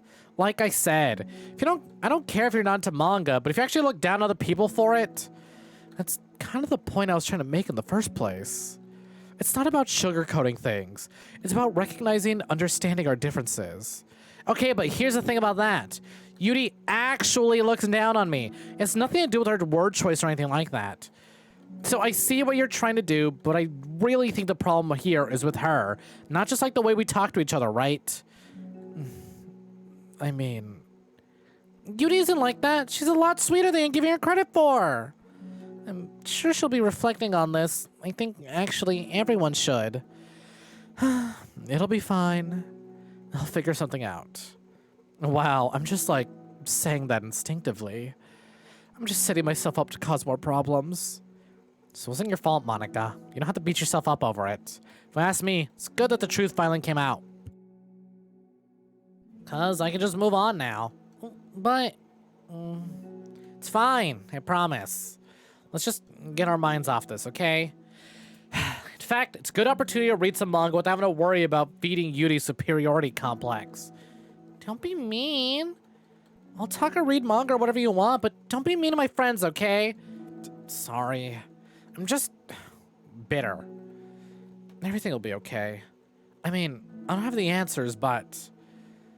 I at least know that we're all good people and don't want to hurt each other's feelings. This will be a learning experience. Monica says that, but her uneasiness is giving away by how much she has to force a reassuring tone in her voice. This is bound to happen eventually. Natsuki and Yudi have always engaged with each other the least out of anyone, and this is the reason. As Sayori and Natsuki proceed to distract themselves with manga, Monica sighs to herself, unable to shake her worried thoughts. Will the club really have to just come to terms with the fact that some members will be incompatible with each other? Monica desperately doesn't want to admit that, and she knows Sayori doesn't either. But for once, solution doesn't seem to be in sight. I'm glad we're getting some, like, just sometimes these people just don't get along. And that's it. They don't hate each other. Like, definitely not big fans of each other. What's the new song that we got? I think it's Let's Teamwork. I'm not sure. Oh well. Time for reflection, part 2. Man, I was hoping for more Monica content, but that was just kind of set up for like Yuri and Natsuki. Although I guess some Monica growth here would be trying to figure out how to deal with her like conflict avoidance and her inability to really handle conflict. Whereas debate club was kind of the whole point of the club. Here it's just not the point and not what she wants to be dealing with. New day arrives. Sayori arrives at the club room earlier than usual. That is not late. As she enters, it appears to be empty still. So she sits down at the desk and pulls out a sheet of paper, primed to jot down her thoughts. Sayori's made a habit of scribbling her thoughts and feelings onto paper whenever possible, as it tends to serve her best inspiration for poetry. My heart feels vacant because the ship sailed away. Yo. Natsuki? Natsuki pokes her head out from behind the closet door. Sorry, didn't mean to scare you. But it would have been a lot more awkward if I didn't say anything. I doubt you want me listening in on your poetry thing. Yeah. Thanks for realizing that. Should I let you finish then? Oh no, I wasn't. I mean, I just do it whenever it's convenient. You're not interrupting. Where's Monica, by the way? Oh, she's out in the hallway. Huh? Why? Well, just in case she runs into Yuri. Sometimes Yuri's too nervous to come into the clubroom by herself, so... Oh. Jeez. Does Yuri really let things bother her for that long? She can't control her feelings.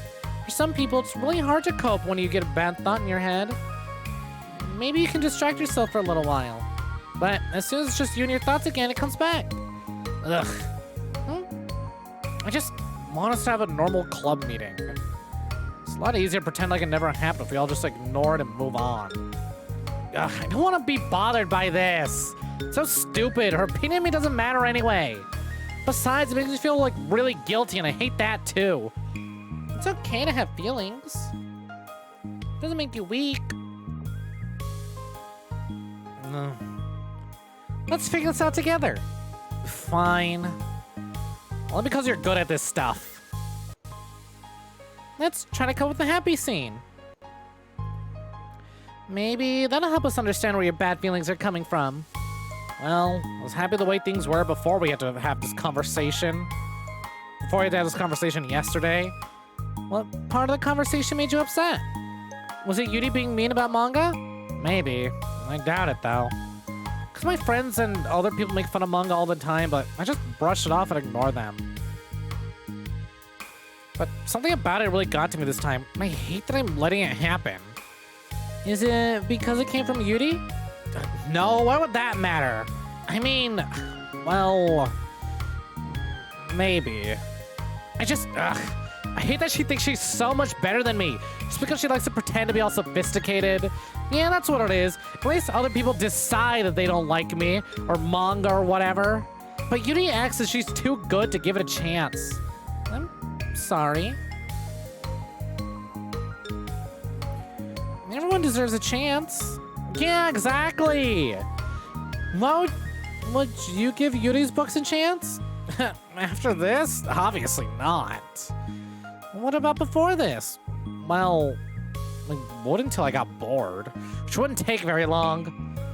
But if you actually keep an open mind, then it's not hard to realize that a story can be deep and meaningful without needlessly complicated. I see. But you know, I like Yuri's books. Yeah, but you like manga more, right? Sayori shakes her head. I like them both. I like them in different ways, but I like them both. I mean, the manga, it's really honest and fun, and easy to just let go with.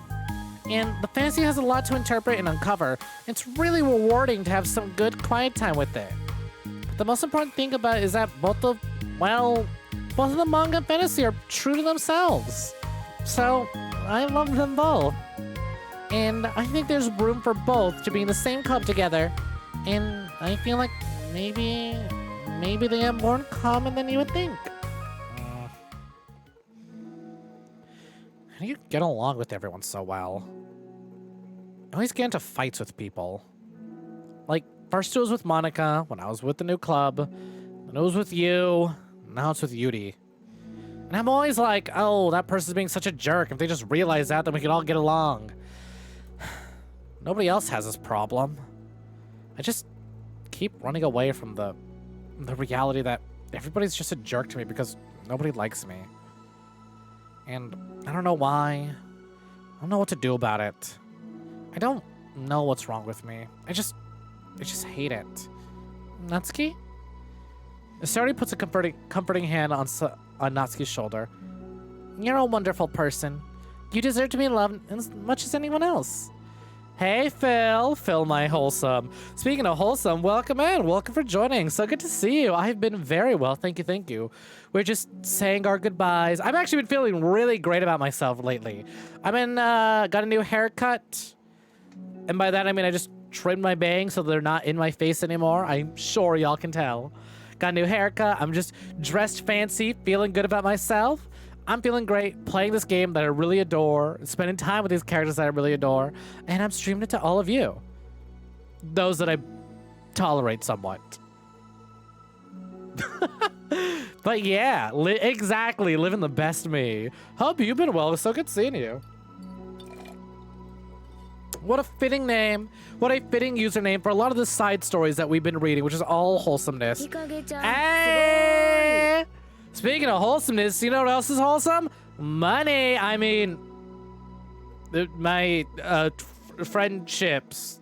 Hey, Ringo. Welcome in. Welcome for joining. Fuck yeah, to 7 months. Let's go. Thank you. Thank you. Hold on. There it is. Wicked sick. Thank you. So good seeing you. Sorry you missed the 666 celebration. Nah, don't sweat it. Hey, throwing some fucking 666 biddies too. Holy shit. Damn, look at that. Kill of the day achieved. Congratulations, Ringo. You are the current boss of the stream. There it is. Kill. Let's update that counter right behind me. Oop. Why does it say -1?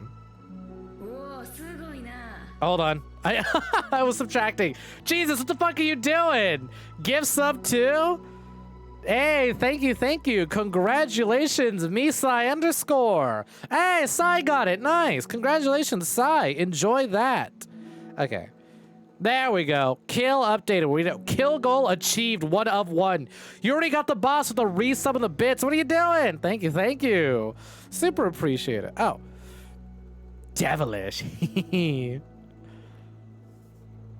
Everyone, can we get some emote spam for Ringo? If you got them, feel free to use them. And if you don't have any sub emotes, don't worry. Just throw in some like pop friends. Throw out whatever you want. You know I like some of the defaults, right? Like Ryu Champ, Family Man, Pop Friend. Throw them all out there. Some Tear Glove, some non-binary hearts. Go for it. Thank you, Ringo. Too sweet. How you been? How's it going? Wicked sick. This isn't just because you gave me money, although it is part of it. But hey, for those of you who don't know, Ringo Means Apple is another really sick-ass VTuber. Look at that confident, cool pointing at you, the viewer. Look at that profile picture down there. Ringo's really fucking funny, and you should absolutely go give Ringo a watch. Thank you, thank you. Yeah, look, throwing some ace hearts too. Cute. But yeah, welcome in. So good seeing y'all. We're, like I said, we're just reading. Those of you who are just popping in, Phil, Ringo, and any lurkers who popped in. We're doing the side stories for Doki Doki, and to catch you up real quick, Yuri and Natsuki kind of got into a big argument.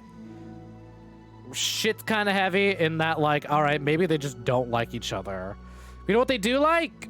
Hey, Natsuki, you know what'll cheer up a weeb like you? It's a fucking caramel dancing at 4 in the morning while your neighbors are watching, I guess.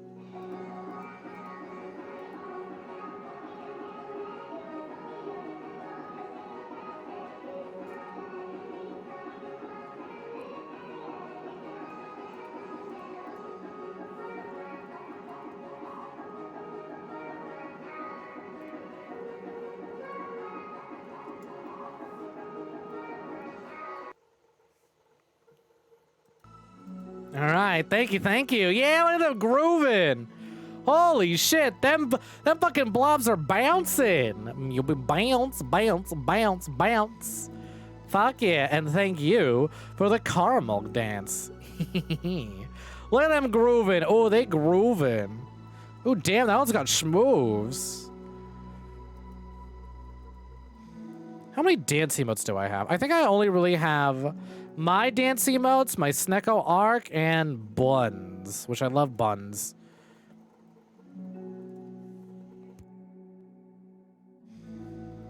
All right, well, that was that. Thank you very much for the redeems. Let's get right back into this.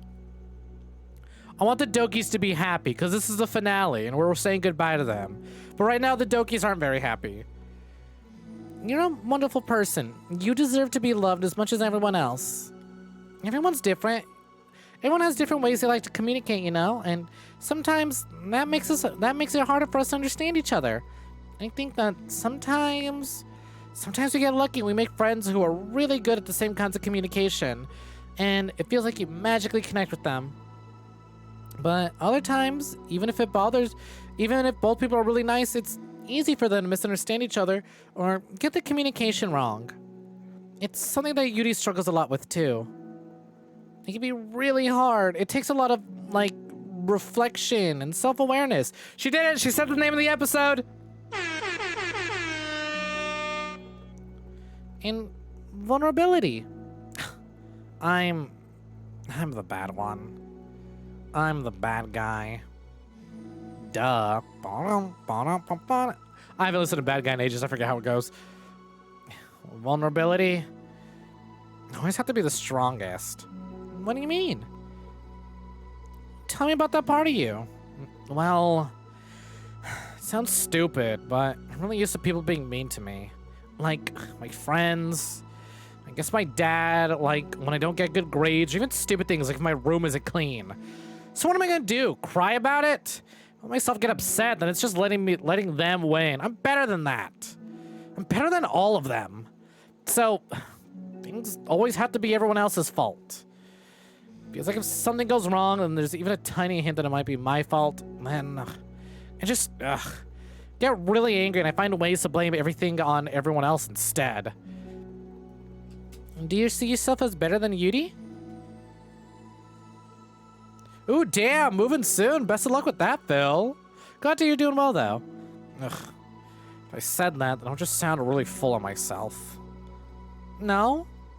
Our thoughts and our feelings are two different things. If we don't like our feelings, we have to understand them. If we want to learn more about ourselves. It's a part of vulnerability, you know? Accepting that we have feelings that we don't like. I hate that. My feelings make me a bad person. Also, I think I accidentally skipped something. No, it's just I hate that. My feelings make me a bad person. Because my feelings just want to tell me that I'm so much better than her. That she's judgmental know-it-all who's stuck in her edgy phase, and I'm just way above that garbage. But I'm terrible for feeling that way. You're not terrible. You are not your feelings. But that is genuinely some really good advice that I don't think I've ever heard. And if I have, not very often. But you aren't your feelings. The way you think about something, the way you feel about something. Hard to separate the two. You are not your feelings. Say that to yourself out loud. Fine. I'm not my feelings. The way I picture it, the way I like to picture it, is that those feelings are your roommates. You live in the same house and you gotta see each other every day. And even if you ignore each other most of the time, you're gonna run into each other every now and then. And it's gonna make you feel like poop. So the other option is to get to know each other. You can communicate and learn from each other. Maybe to help each other change for the better. Does that help you understand? How do you know so much about this stuff? I just have a roommate that can be really hard to get along with.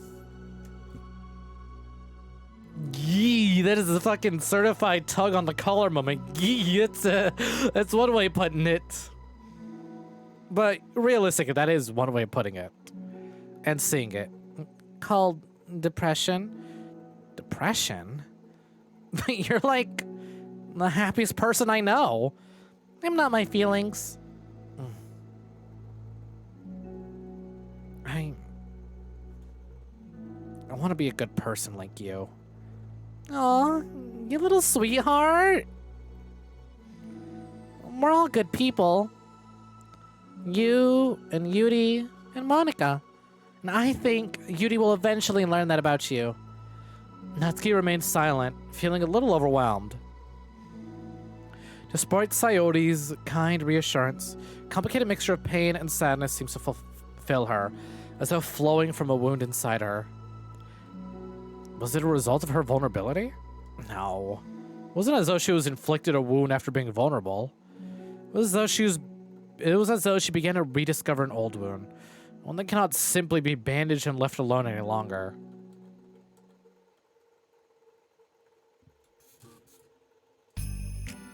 Yuri, what are you doing all the way over here?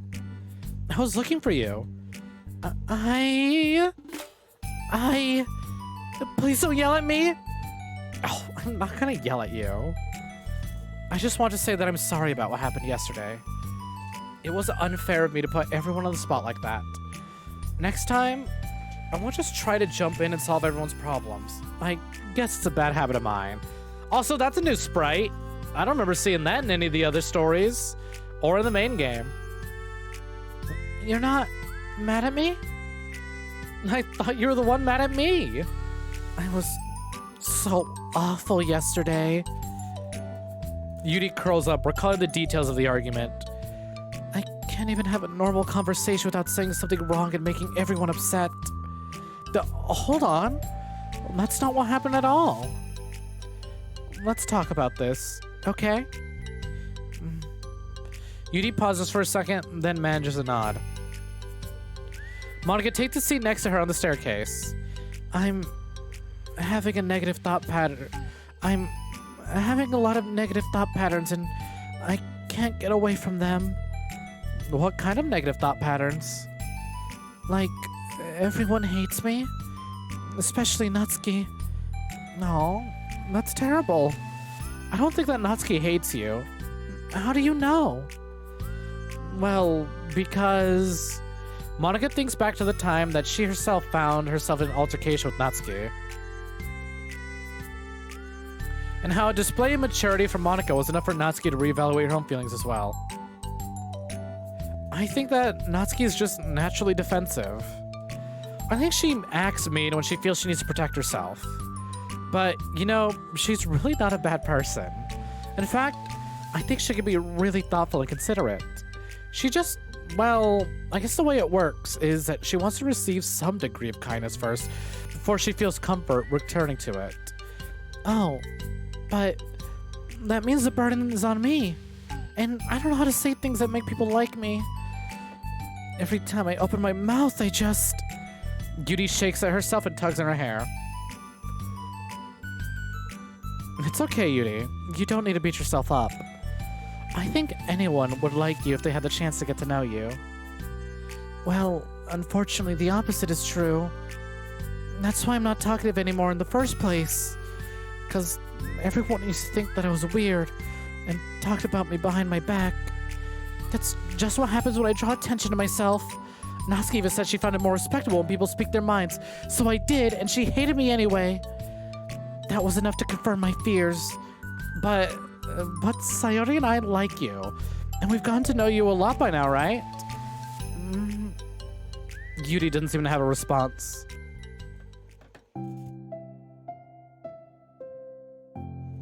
Hey, what do you think of Natsuki? I don't think about her. That's not what I meant, really.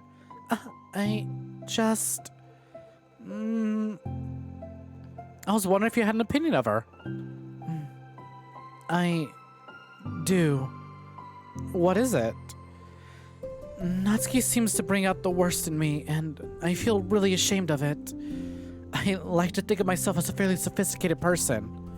So, for someone to just treat me like I'm inferior, despite my taste... It's not about taste, Yuri. That's just the worst kind of insult coming from someone like her. And it makes me think bad things about her. Because everyone else seems to like her, so the only explanation is that it's me who's doing something wrong again. And my feelings about her are wrong. And I'm wrong to get upset over something so childish and inconsequential. No, Yuri. Feelings are never wrong. Well, they're not right. That's the thing. Feelings are never right or wrong, you know? They're just a state of being that we don't always have control over. But it doesn't mean they have to control us. I feel like that's something I learned around when I first started the club. We can hate ourselves for feeling a certain way about things. Or we can just, just acknowledge that they exist and try to understand them better. I can never be mad at you for just feeling a certain way. It's about how you handle them. And I think working through feelings is a great opportunity for teamwork. Yuri wears a dejected expression. You make it sound so easy. You're so mature and good with people. I feel like I'm such a child in comparison. No, Yuri. I'm far from perfect. Doesn't matter, we still see you that way. But it's true, right? Yuri's like, you're so good with people and you know how to handle things. Girl, the problems you have with Natsuki, she literally had like 2 episodes ago. Hey, Jackie, welcome in. Welcome for joining. Yeah, new stream layout. I think I set it up beginning of this week or during the seance stream last week. Either it was Friday that I had this new setup, or no, I had it ready Friday, but I didn't show it off until Monday. But yeah, new stream layout. Chat is now visible. The boss health bar has been moved and now it makes a little more sense. It's as if the boss is the one saying it. We have a settings, a save and load, a quit tab. So all those fun stuff, like we made it look more like a visual novel. Me off to the side. We have our obligatory kill goal to, get people to feel like they want to kill more often. I moved the new subscriber, new donor, new follower. It's a lot bigger, it's a lot longer, it looks a lot cleaner. I hope you guys enjoy it. I'm very proud of how this layout turned out. But welcome in, welcome for joining, Jackie, good seeing ya. Have been around too often, sorry about that. Nah, don't sweat it. Your sleep's been very bad, so you've been knocking around on my stream times. Why, you trying to fucking ruin your stream again by watching me? Don't sweat it, Jackie. I appreciate you stopping in regardless. Thanks for watching.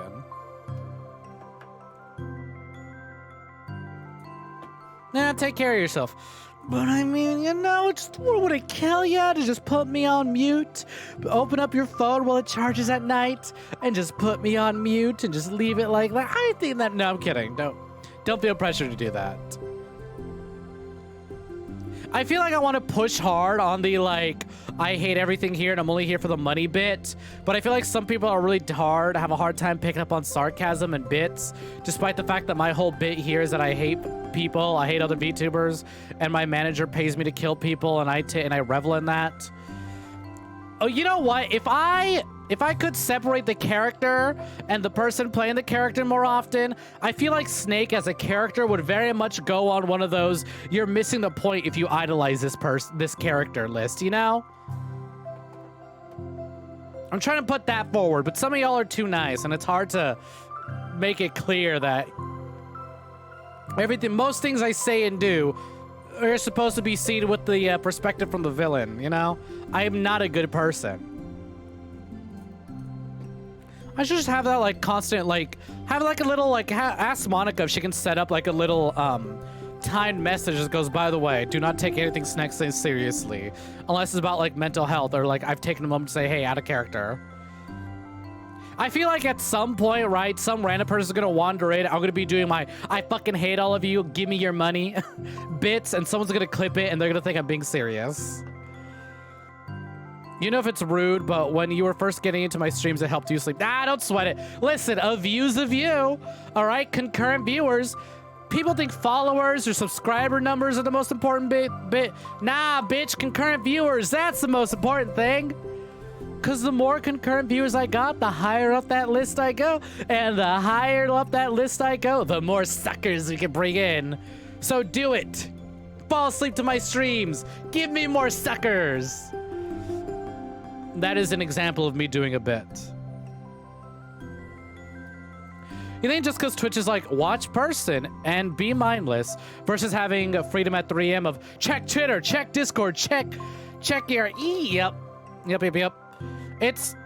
There's a lot of times where I want to interact with a mutual, but I'm just feeling socially exhausted. It's part of the reason why I just haven't been raiding new people. It's just a lot of the times after stream, I'm just socially exhausted. But when I meet someone new, I really want to just throw out my all, right? I made some really cool mutuals through doing that, right?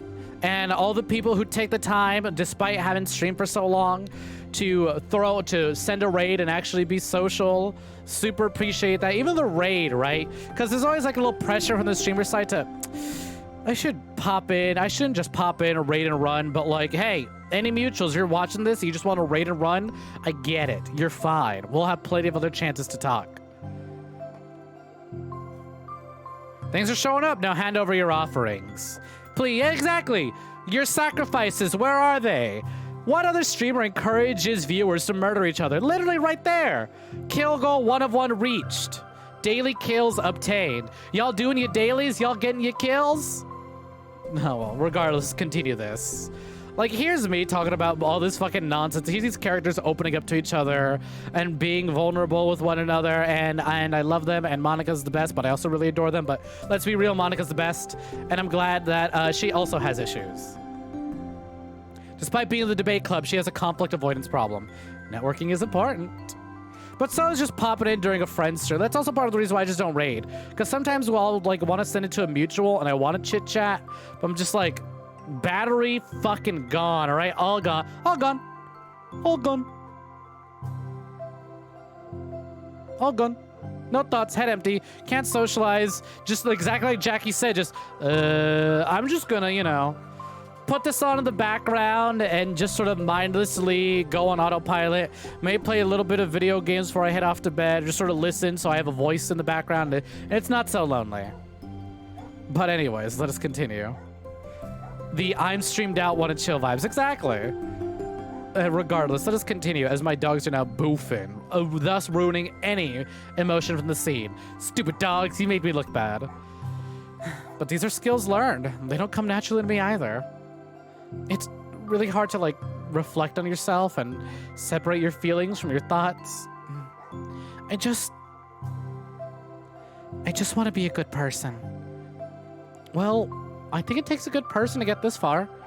That's not good enough. I want to be able to communicate with her. Communicate what?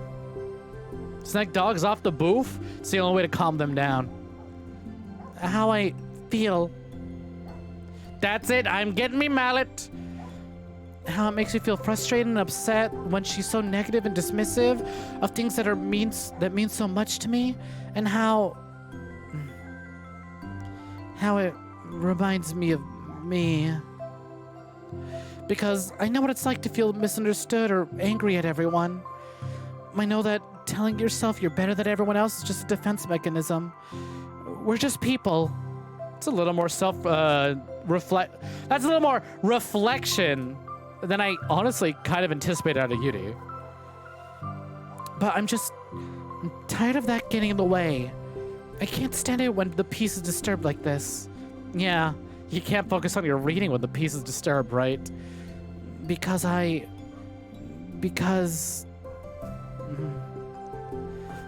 the literature club should be happy for everyone. Monica looks at Yudi in adoration. I feel like Sayori might be rubbing off on me, because I really want to hug you right now. Sorry, I didn't mean to make you uncomfortable. No, I mean, well, if you wanted to, then I wouldn't really mind, so... Monica pulls Yudi into a short embrace. You're so gentle. And I love when you communicate your feelings. I feel lucky to get to see that side of you. And I'm sure Natsuki will too. I'm gonna write her a letter. Oh, a letter? What a great idea! Just because I'm not good at talking, especially under pressure. I always let my feelings get the best of me, and I forget to say all the important things, and I say things that I don't mean. Well, I think a letter would be wonderful.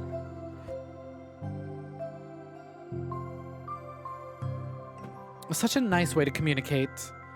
Yudi's face hardens with determination. Save point, Undertale save point created. People don't naturally gravitate towards me like they do for you and Sayori. My personality just isn't suited for that, and I wouldn't want it to be. But something I've learned is that friendship doesn't always just magically appear out of thin air. For instance, I never would have seen myself making friends with someone like Sayori. We're opposite in a lot of ways, but I'm friends with her because she can put so much effort into understanding me, and we can get along. And I think the same with you. You both gave me a lot of time and patience, and I wonder if she feels the same way. Natsuki? Yuri nods. I always thought that if I wanted to make more friends, I had to be somebody that I'm not. That there's a type of person or magical formula I have to follow in order to make someone like me. And that's just like me to think that. Always so occupied with myself that I fail to understand other people. Yuri shakes her head. Friendship happens when you think about the other person, when you offer time and effort to understand them and respect them. And just that they also want to be a good person. And that's what I learned through my observations in the literature club. Observations? Monika's caught by surprise. Yuri's always kept to herself so much that it's so unusual to hear her suddenly talk about the club like this. But Yuri gently smiles to herself. You always let me listen to your thoughts about people. Sayori too. And it makes me happy because I learn a lot of things. That's so sweet. I had no idea that I meant that much to you.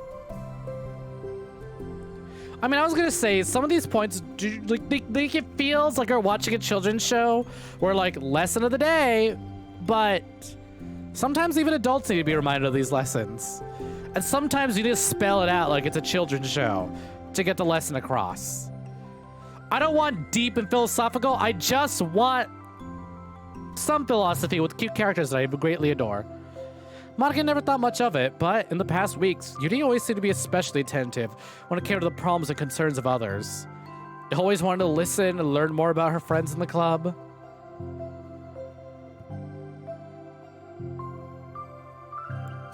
It's true, Sayori and Monika are naturally more comfortable with other people and can more easily work through situations of conflict. But that doesn't make them better people. Everyone has strengths and weaknesses, and capacity to improve. And the first step towards improving oneself is reflection and self-awareness. It's something that Yuri never gave herself enough credit for, but that Monika can recognize as an incredible trait. And with that, her confidence in the club is restored. Confidence restored. I need that, like, Dark Souls, like, humanity restored thing. A very shy girl with long, pretty hair is wandering the bustling lunchtime hallways, her fists pressed into her collarbone. When she finds the literature club president's classroom, she stands at the door, glancing all around her before peering inside. Gee. Bonfire lit. Monika is sitting and chatting with a group of unknown friends. Yeah, as expected, this was a bad idea after all. Suddenly, Monika glances towards the door, making the girl panic and duck out of sight. No, Honey Pup's banned. What are you talking about? You gonna pay my rent for the year that I'm banned off Twitch for doing that? Before she can regain composure and decide for sure to leave, the classroom door gently opens. Yuri, what's up? It's a surprise seeing you during lunch. Yuri squeaks a response. Please help me. What? Is everything okay? Yuri shakes her head. I don't know how to write letters. Thank goodness. I thought that was some kind of emergency. Monika briefly glances over her shoulder at her other friends. Do you want some help? We can go find an empty classroom or something. I don't have to do it on Twitch. Where's the gate in that? Also, hey, Not a Circle, welcome in. Welcome for joining. I know you said something earlier, but I don't know if I welcomed you in, so I'm doing it again now. Welcome in. Welcome for joining. Where's the benefit in that? How are new people gonna find me if I'm streaming it on Discord? Tisk, tisk, tisk, all right? It's always about that grind. fuck is that thing? That's a good emo. That's a good emo. I like that. I like those. That's why I added... That's the wrong one. That's why I added these ones recently. What the fuck? Ah, wrong code. Oops. I like that. I like that a lot. I like just emotes that are just staring. What do they convey? Nothing. We are simply watching. Well, I guess I just realized I have like 3 staring emotes because then I also have this one. I love how despite the fact they all do the same thing of staring, they all mean something different. Amazing what you can do. Anyways, continue. Do you want some help? We can go find an empty classroom or something. Is that okay? I feel bad taking you away from your friends. It's totally fine. I promise, we're really doing anything. One sec. Monica trots back in her classroom, says something like, I gotta go, to her friends, then grabs a pen off her desk before returning to Yuri. Okay, let's go find somewhere quiet. Yuri nods and follows Monica as the two of them set off.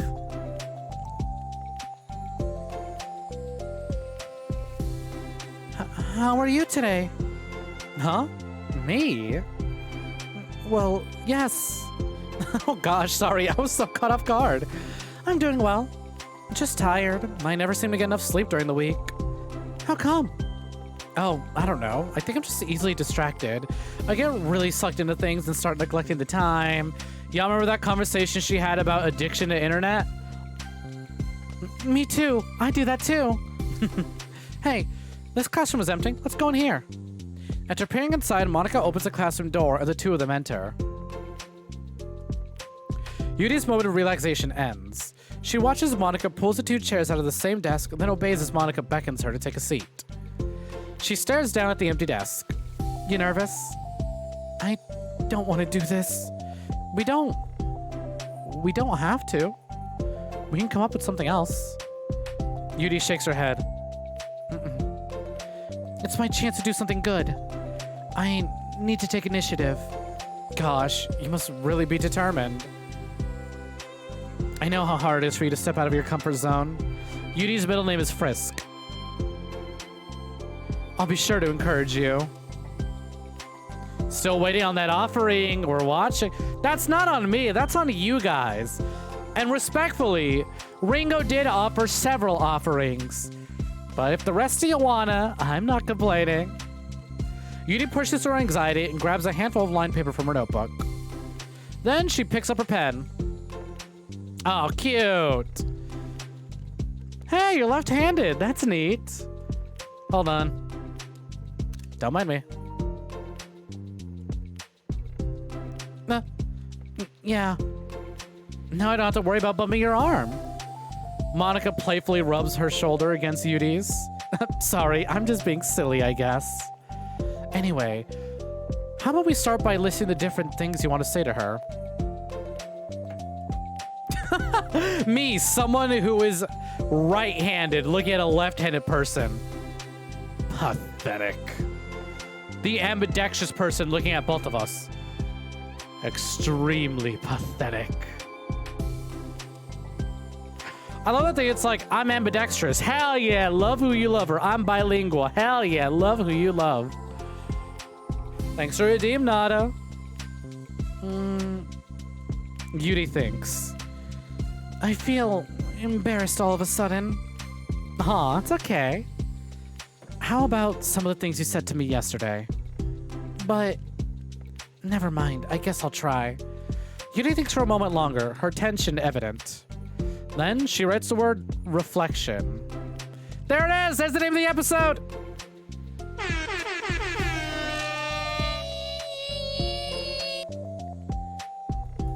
This is about a reflection of my behavior.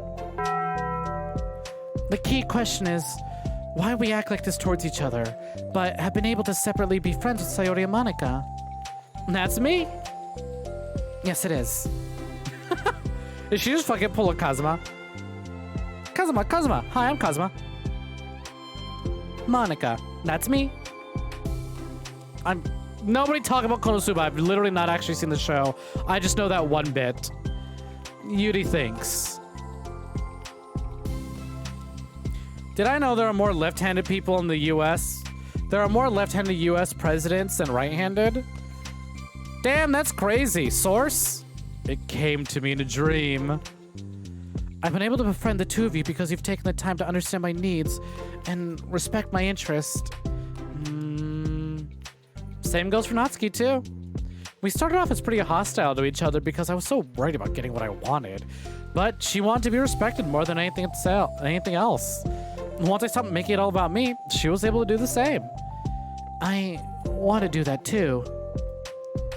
So, what kind of things do you want to do for her? Oh, that's Monica. So, what kind of things do you want to do for her? I want to do the same things for her that I like to receive. I like it when people respond positively to things I talk about and not just brush me off. I like it when my feelings are taken seriously. And I like it when you and Sayori trust that I want to be a good person, even when I'm not doing a good job of it. Let's write those things down. Okay. Yuri writes some things down. I think the most important thing to remember here is that Natsuki is feeling vulnerable, so we should make sure that the letter puts her first.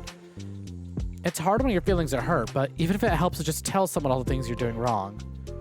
You feel yourself starting to doze off, so off to go and act it. For sure. You take care and have a good night. But for now, y'all are stuck with you. Nah, it's fine. I can always time you out if I feel like it. Then I don't have to worry about you ever coming back. Could always block you too, but I like picking on you. Then finally, you ask what you would like in return. How does that sound for structure? It could be 3 paragraphs, 1 for each of these points. I like that. My thoughts are so disorganized, I had no idea how to come up with any kind of structure. You're so amazing at these things. Oh, stop. I didn't go into this game shipping anything, but like, gay, homosexual, gay.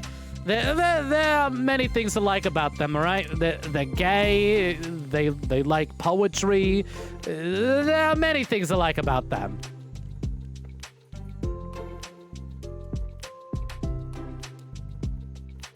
Joke's on you. I'll just rebrand, baby. I've done it once before. I'll do it again. So go ahead and get me tattooed. I'll just get another one. I'll fucking V-roid if I have to, if I can't afford a new custom. Yeah. I live to screw y'all over.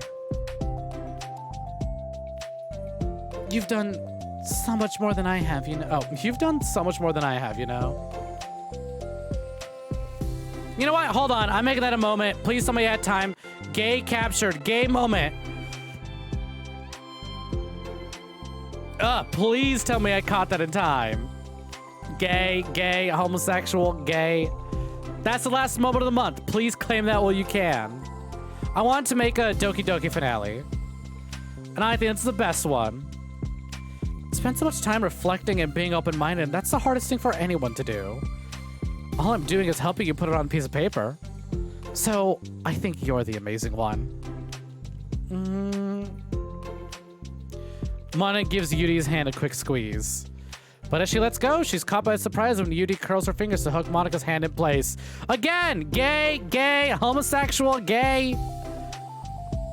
For a while, they sit like that in silence, save for the occasional scratching of Yuri's pen against the paper. Yesterday, you told me something I'm thinking about a lot. What was that? Like, all this is them being, like, good friends and stuff, and, like, them having conflicts with one another and working through those conflicts. But this isn't, like, Monica and Yuri having a conflict, but it's still the Monica and Yuri episode. I'm just saying, someone feels a little more intentional here than other parts. The rumor come out, does Team Silvato is the characters to make the gay? I fucking love that so much. The thing about feelings aren't right or wrong, and they're just a state of being we need to come to terms with. Maybe think about how a person's behavior isn't always just how they decide to be. It's also made up of the past experiences and their insecurities.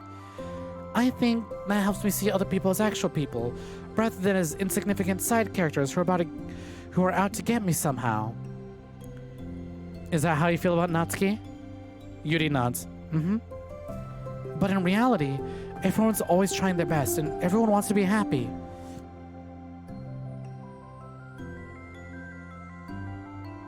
Monika peers over at Yuri's paper, but to her surprise, Yuri pulls it in closer, partially covering it with her arm. I have to be able to read it to help you, you know? It's okay. My thoughts are a lot more organized after being able to talk to you about it. Now that I'm actually putting it on paper, I realize I'd really prefer others not to read it. Yuri laughs softly to herself, a rare expression. I'm kind of glad to hear that, actually.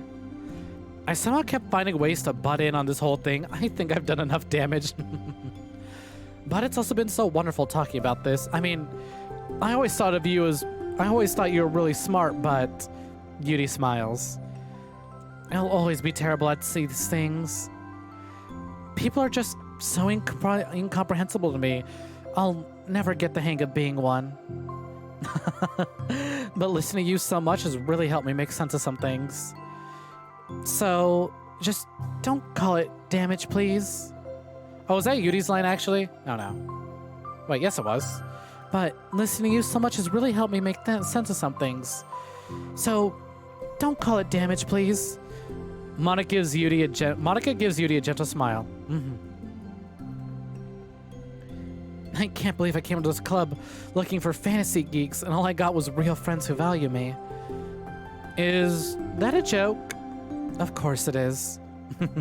I still can't tell with you. Sorry. No, I love it. Please. Never change. As you wish. Yuri glances at the clock. We're almost out of time. Will you be able to finish? Before the end of the day, probably. But I don't want to come to the club the same day Natsuki reads it. I'm too shy. I can give it to her instead if you like. Yuri nods.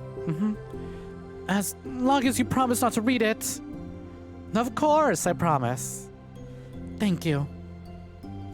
Yuri exhales, the two stands up. I'll message you when it's ready.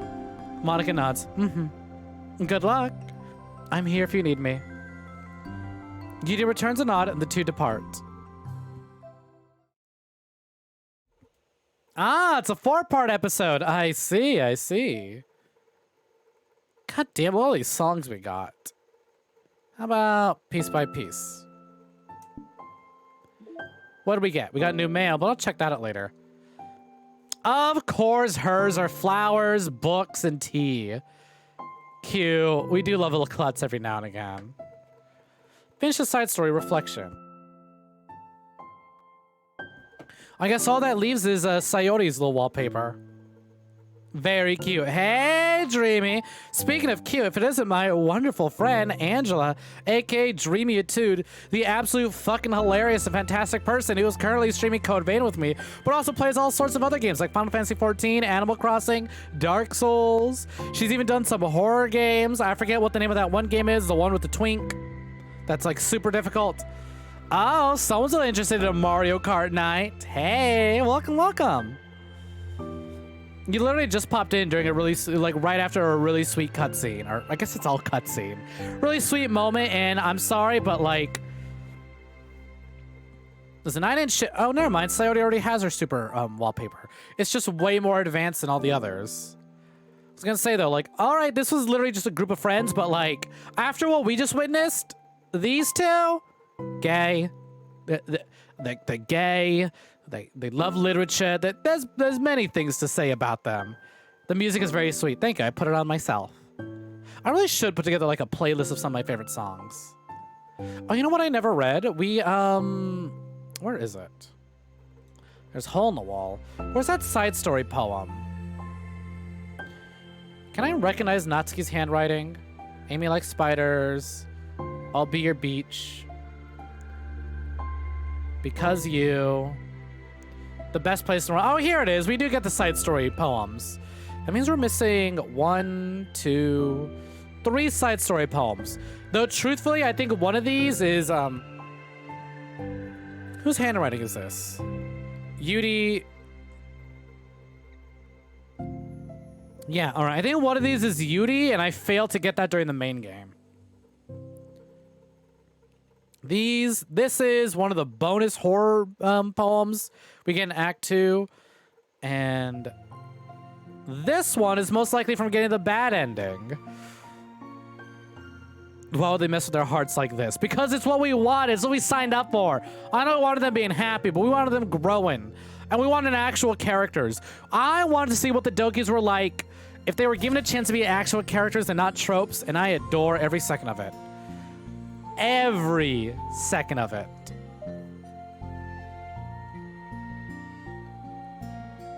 These are really pretty. Love all the work that goes into the CGs. Who are we missing? Oh, I know who we're missing. So we got Natsuki and Maru. This one, I'd make this my wallpaper, but it's a little too sweet for me. Something a little depressing, though. I mean, considering the subject matter of the game, I'm kind of glad. Right? It wouldn't feel right if they didn't talk about depression a bit more. I was a bit shocked about Sayori bringing up her depression to Natsuki. Like, here's her after finally confiding in Monica and telling Monica about it. She didn't tell Natsuki as much as she told Monica, but still. Ah, love all the artwork. And then what else is new? So I got a bunch of fucking secrets I gotta unlock. Oh, look at that! Every background obtained. We are done. Still gotta get more sketches. Ugh, I won't know how to get more of these. Oh well, I'll figure it out eventually. New mail, let's see. Ethics. Is this older? This is the most interesting thing. All these emails going in reverse order. From Paula Minor. Simply put, it's not our job to arbitrarily decide upon some code of ethics just because we're the first ones to do this, to our knowledge. That's the government's job to figure out, long after we've made enough headway for it to no longer to apply to us. It's fundamentally flawed to apply ethical reasoning to this anyways, because humanity's code of ethics is based upon nothing more than our knowledge and understanding of life forms similar to ourselves. We don't have ethics for killing bacteria or plants, or for the creatures that we convincingly project our emotions onto. The quote-unquote humans in our virtual machines operate completely differently from us on a fundamental level, and therefore should not be taken any more seriously than a machine that's programmed to print "I feel sad." We're engineers, not philosophers. I see what they're doing, and I kind of really like it. Hey, do you want someone to blame for ruining your Doki's happiness and making, for giving Monica her powers that she did and fucking up everyone's personality and absolutely destroying all of them? How about Big Company, who doesn't care about the ethics of what they're doing? I dig this. Dig that we're getting a little more lore into just the world of Doki Doki. Glad that, like, we can see, hey, you know, sure, it's a machine and it's a game, but what if you're not really playing a game, but you're peering into another universe and you are affecting the lives of those people? If that's what they're going for, I think it's a really cool idea, and I'm very excited what Team Salvato does. But also, goddamn, is it hard to say bye to these Dokis, but I know they're going to do something else. But I mean, you know, I wouldn't mind if AI Monica, I know it's not the Monica that I really love, if it's evil, fucked up Monica, but I don't mind if AI Monica came along for the next game or whatever. But, whatever. All right, I'm going to take a quick little break before we head into our final, air quotes, story. Our final episode. So we're going to go ahead and take a little break. So if you guys want to brew some tea, get some tea. Hey, Seth, literally popping in as we're about to go on break. Welcome in. Welcome for joining. I hope you don't mind. We're going to be taking a little break. So if you guys want to brew some tea, get ready for the final episode. Maybe get some snacks as well. Drop a save, stretch, change to some PJs if you haven't already. Get cozy. Get ready to rest as you will. Now'd be the time to do so. We will be right back. And Seth, welcome in. Welcome for joining. Thanks for popping in. Apologies for the timing, but it is what it is. See you in a minute.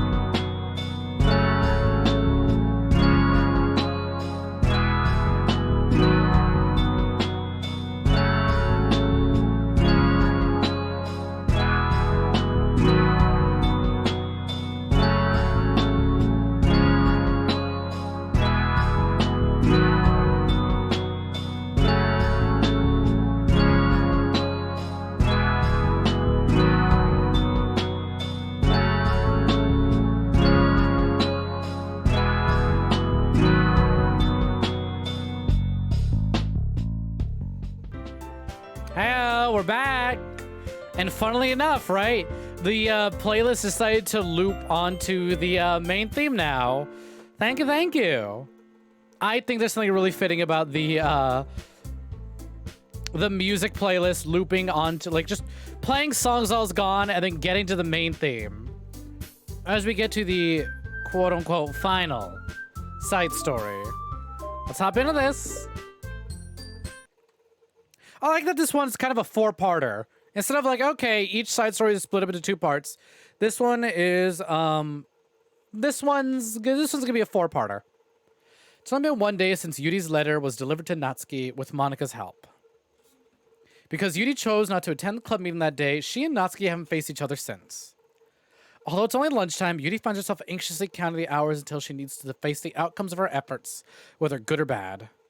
And because the passing by of students was making her feel even more anxious, Yudi picked the most secluded spot she could find to spend her lunch.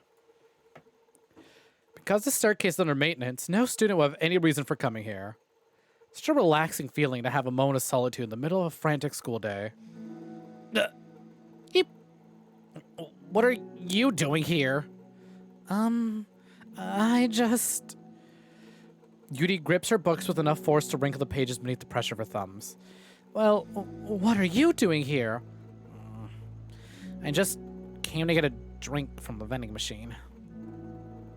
The other one's out of the drinks that I like. Yudi notices Natsuki fidgeting with a few coins between her fingers. She nods, avoiding eye contact. Natsuki, also looking away, shuffles over to the vending machine. So quiet that every one of their movements seems to reverberate through the entire stairwell. After far too long, she finally receives her beverage, which she then fidgets with in place of the coins.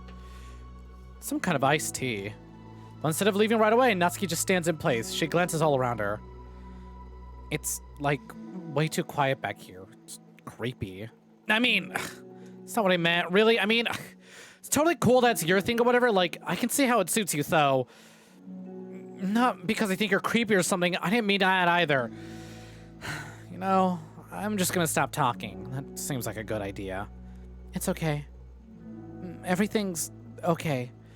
Yudi finds herself attempting some words of comfort after hearing Natsuki stammer herself in dejection. Seemingly in response, Natsuki approaches the base of the staircase and hesitantly sits herself down near Yudi. Well, I can leave if you want. Yudi shakes her head. Natsuki twists the cap off her drink and takes a sip. Despite receiving Yudi's general permission, Natsuki doesn't say anymore. Yudi continues to read, or at least pretends to.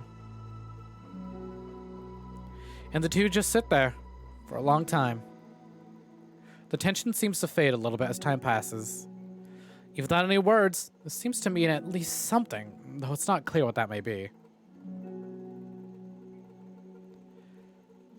Lunch ends more quickly than expected.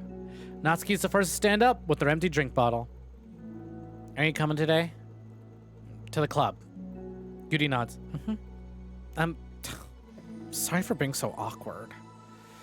I'm really bad at talking about this stuff. I just can't for some reason. I don't know why. But I want to. Eventually. There's no rush. I promise. Thanks.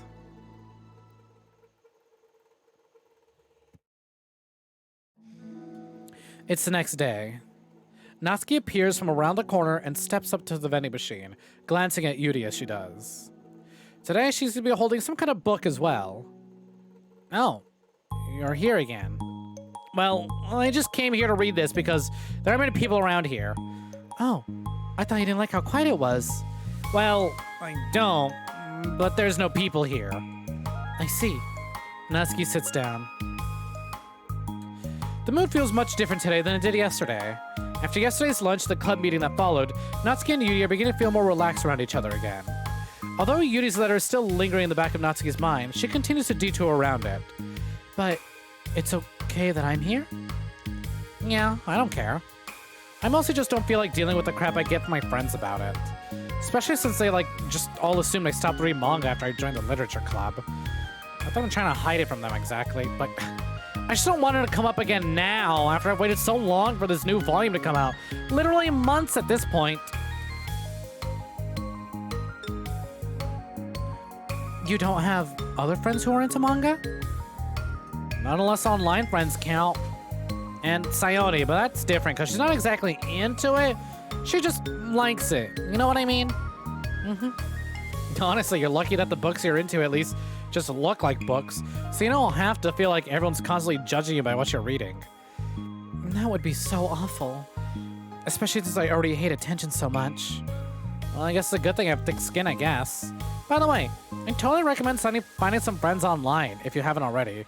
If you're like me and have no one to share your hobbies with. Oh, I have online friends. Since middle school, actually. I was especially desperate back then. It's somewhat embarrassing to reminisce about those days.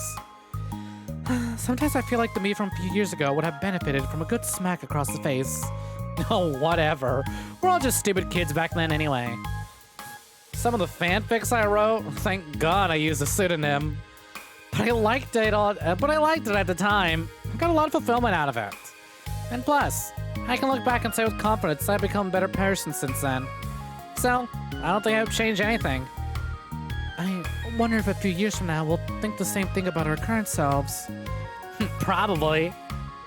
That doesn't make you uncomfortable? Do not cringe at the part of you that... Wait. Do not cringe at the person you were, but be proud of the person that you become who can now cringe. No, of course not. I don't care what others think of me. Especially someone who doesn't even know I exist yet. Doesn't even exist yet. Alright, here. Natsuki raises her hand to her face and forcefully slaps her own cheek. That's me from the future coming to terms with me right now. Also, ow, I didn't mean to do it that hard.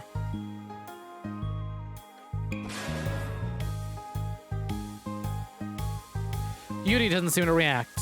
But then, to Natsuki's surprise, Yuri shyly looks the other way before lifting her arm and doing the same thing to herself, loudly smacking her cheek. She turns and stares at her lap, but is unable to hide a smile, as though it was a really funny joke. Oh, that's what I'm talking about. I didn't know you had it in ya. I don't even know why I did that. Maybe I thought it would be funny. Sorry, I keep distracting you. You said you were looking forward to reading, but I keep going on about all this nonsense. I'll let you get to your reading. Oh, right. Yeah, I guess I'll do that then. The conversation ends quickly and Natsuki opens the book. The two read silently for the remainder of the lunch period. But the whole time, Yuri feels distracted by a twist of regret over having so abruptly forced to end the conversation.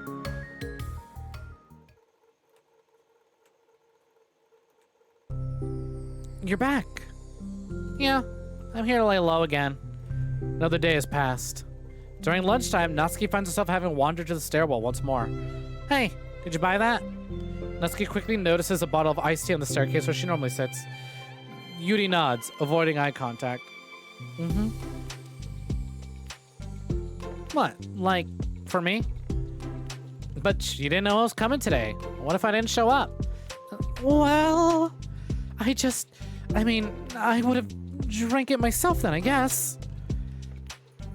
It was a stupid thing to do. No, it wasn't. It wasn't stupid. I just thought... Never mind. What I meant to say is... Thank you. And that it's a really nice gesture. It's okay if you don't feel that way. I do. It was the other thing I don't mean. I swear. Please believe me. Yuri pauses, then nods. Talking is hard. I get it wrong a lot too. So, I believe you. Natsuki exhales in relief. Whew. She then sits down next to Yuri and takes a drink. Knowing Yuri, she's probably overthinking it so much that Natsuki's tepid response filled her with self-doubt. I'll do something nice for you next time. Please don't feel obligated. I want to.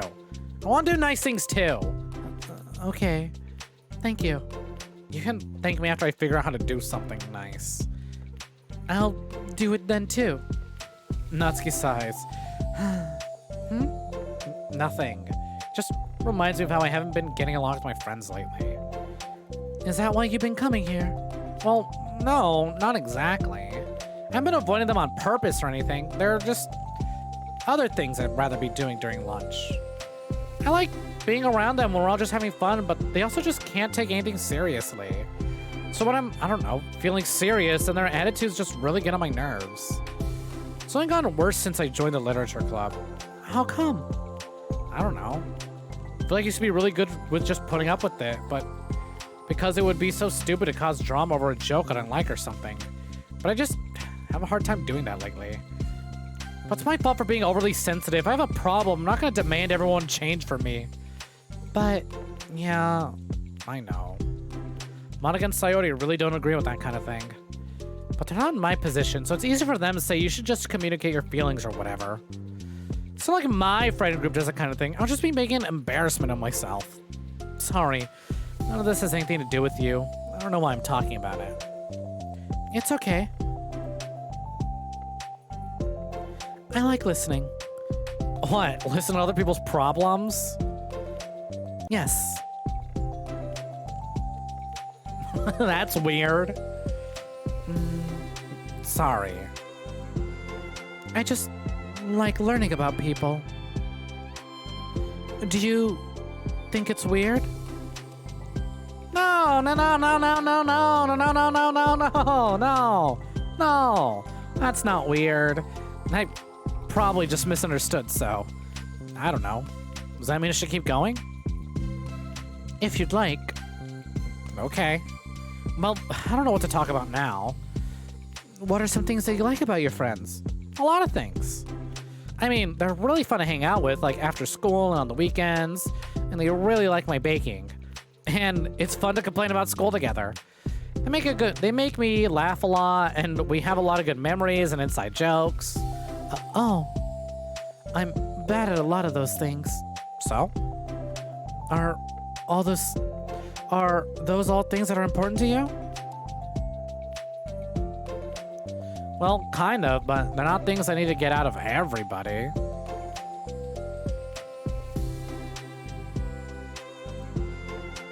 Everyone in the club is really different from that, but I'm still friends with them too. Well, Sayori really likes her baking, and she makes you laugh, and she complains a lot. Well, that doesn't mean she's anything like my other friends.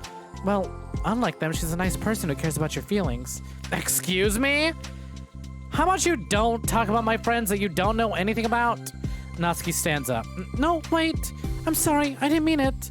I didn't want to say something bad. Please don't leave. Ugh. Natsuki sighs and shakes her head. It's fine. As long as you understand that you can't just judge people like that. I'm sorry. Natsuki sits back down. You can't just compare friends like that and, like, measure who's better than who. Everyone's different. I'm sorry. I just don't like people who want to hurt you. Momola's silence stretches between them. Also, maybe OBW, that was the point. They don't want to hurt me. We just like to tease each other about stupid things. It's fun. I don't like that. Well, that's why I'm friends with them and you're not. You like it? Just don't worry so much about me. It's not worth it. I'm sorry. I wish I knew how to help with social conflicts. Like how Monica can. She's good at these things. Not really. Also, I don't always want help. Sometimes just stuff I have to deal with myself. That's what Monica and Sayori never seem to understand. Sometimes all you do is look at them wrong and they're all like, oh, what's wrong? Is everything okay? I just want to mind my own business sometimes and decide myself I want to talk about things. The only one who understands that is you. So, you really shouldn't be so hard on yourself. You're not as bad as you think. Oh, you don't need to reassure me or anything. I mean that. Plus, it makes sense that someone who doesn't talk a lot would make a good listener. Thank you. You're also nice.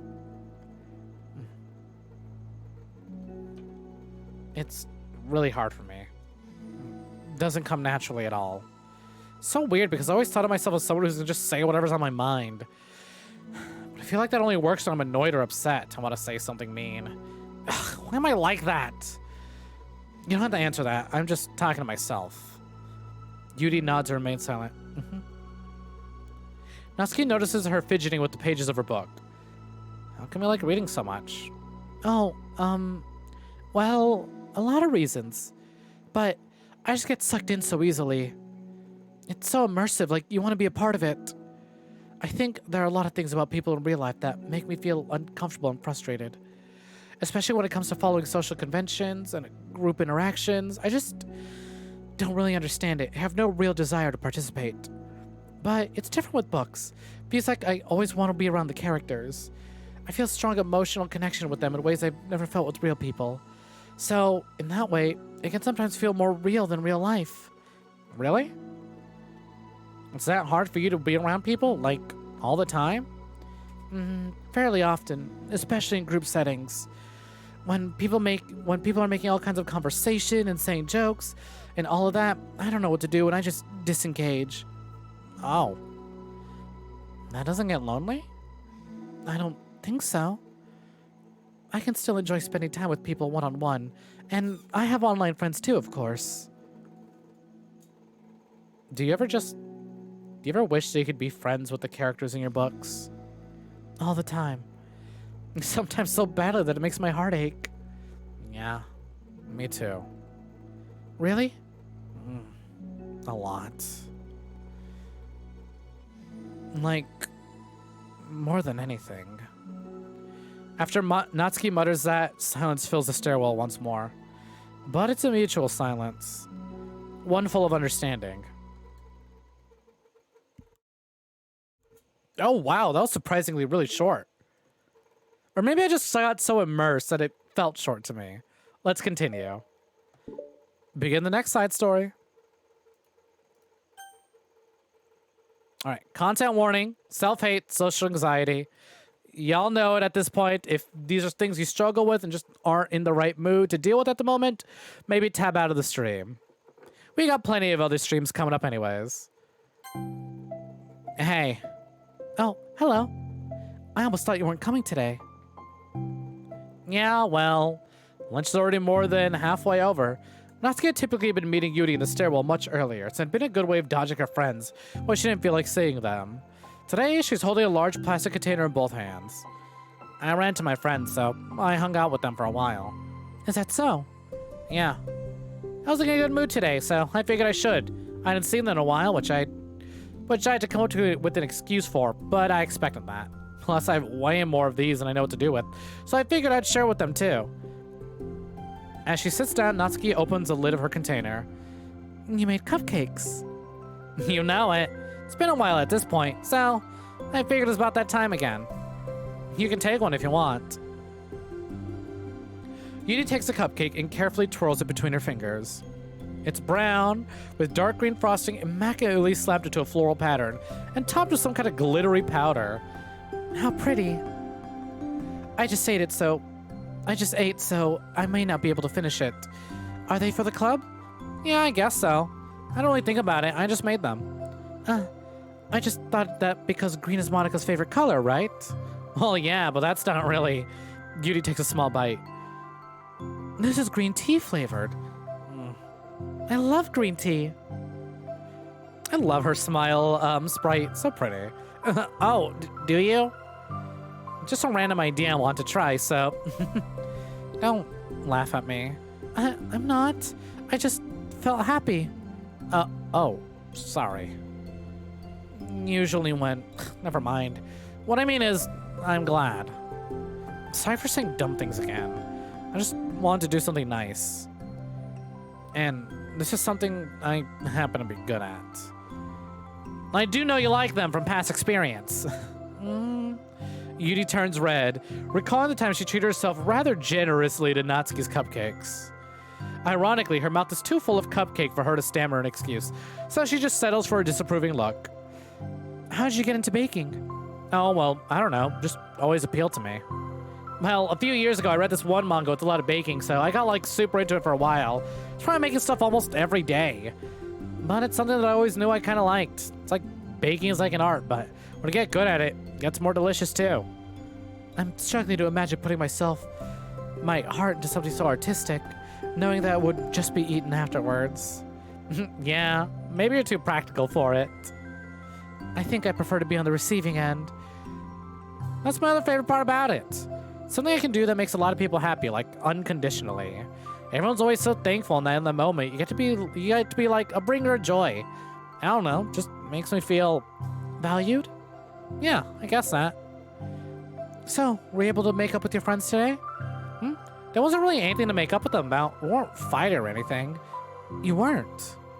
Maybe I misunderstood. It only turns into a fight if I lose my cool. That's just unnecessary drama. It only makes things worse. So they're not going to stop? I mean, it only happens sometimes. It's just the way they are. The only whoever has a problem with it. It's not worth it. Especially since I have somewhere to go now when I don't feel like hanging out with them. Oh, I see. The cupcake's empty foil wrapper audibly crinkles as Yuri clenches a fist. I'm glad that the situation is resolved, and that you don't have to avoid them anymore. Yeah, me too. And I don't have to bother you during your alone time anymore. I'm sure you have a lot of reading to catch up on. Yeah. I know that cupcakes are basically nothing compared to all the stuff you've done for me, but it's the best I can do. So, you can have the rest of them. Natsuki grabs a box and slides it over to Yuri's feet. Yuri stares at the box. Then she shakes her head and slides them back. You should save them for your other friends. But I made them for you. Natsuki's voice whines as she protests. I know. And I like them very much. Exactly as you thought. You succeeded.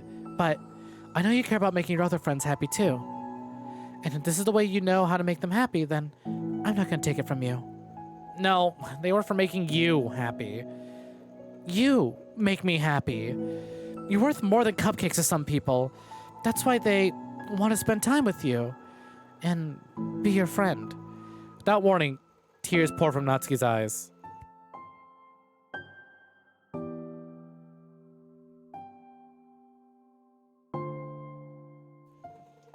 She pulls her knees to her chest and starts sobbing to her arms. Natsuki? Such a bad person. What? Wrong button. A very tender moment. I fucking ruined it because I hit the wrong button in my stream deck. Yuri stammers, feeling panicked. I didn't mean to say anything bad. Natsuki shakes her head and wipes her eyes. You didn't. Natsuki tries to choke back sobs, but struggles to speak through them. I just really hate myself sometimes. And it feels so wrong when you say those nice things to me. Like, I don't deserve it. I'm sorry. No, I am. I'm so difficult. And I can't think of a single thing about myself that somebody would like. And I hated myself for bothering you before. I just thought it was my chance to be a good person. Like, to be nice and do things you wrote about in the letter.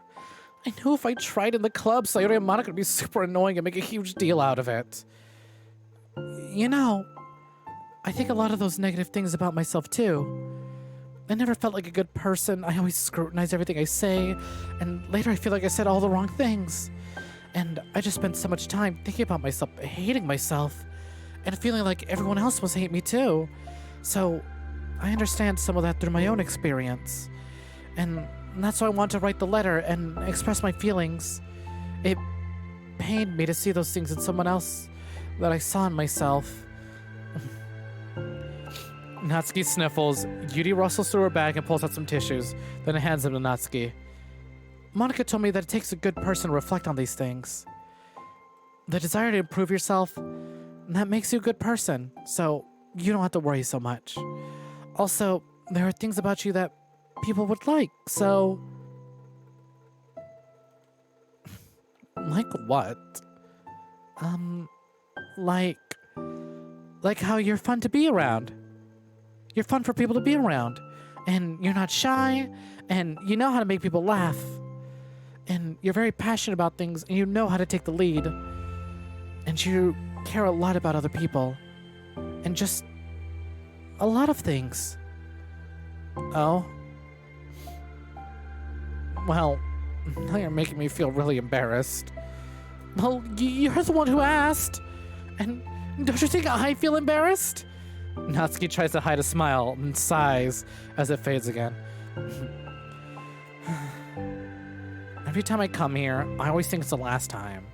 But then I keep coming back for some reason. Is that bad? Just really confusing.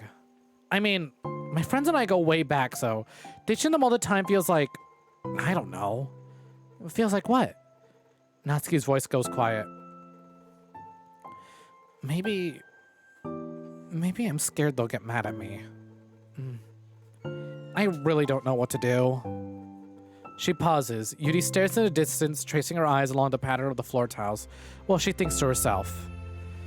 What would you do, hypothetically, if your friends were happy for you instead of mad at you? Happy for what? Happy that your new club is making you happy. Well, that's just... not a fair hypothetical. Natsuki says that, but with little confidence in her voice. I always told myself that I don't rely on the approval of others to be happy. I still feel that way, but I'm spending time with people who put me down whenever I don't have their approval. It's probably what's making me feel so confused. Because I'm threatened out of the things that should make me happy. So no matter what, it's like I have to be unhappy to be happy. It's making my head hurt. And that must make it really difficult to feel comfortable with yourself. Being made to feel like you're wrong just for being the person that you are? It really goes against everything I believe in, doesn't it? Goes against the kind of person I want to be. Fed up with it. Fed up with a lot of things. Natsuki presses her palm into her forehead and shakes her head. I know what's best for me, but I keep convincing myself out of it. It's much easier to be comfortably unhappy than it is to do something scary. To do what? You know, to end it. With them? Natsuki nods. I didn't think you were actively considering that as an option. Like, wasn't until recently. It's just one of those things where, like, it's been a certain way for so long that you just get used to it. Like, so much of you has gone into it, so much that it feels like just how your life is. Throwing it away is like throwing away such a big part of your life. It makes me sick to think about. It's really scary. It's terrifying. What are you scared of? I don't know. A lot of things. Like being alone. Not having anyone to talk to or hang out with. Not being able to replace what I have with them. And I don't want them to hate me. And I'm scared they'll hurt me for going against them. Physically? Not physically, but... Yuri clenches her fist. Natsuki, what? If anyone even thinks to cause you harm, I'll unleash hell upon them. Natsuki snorts in laughter. Don't laugh. Oh, wrong button. Don't laugh at me. I'm sorry. I was just... I liked that. That's all. Oh.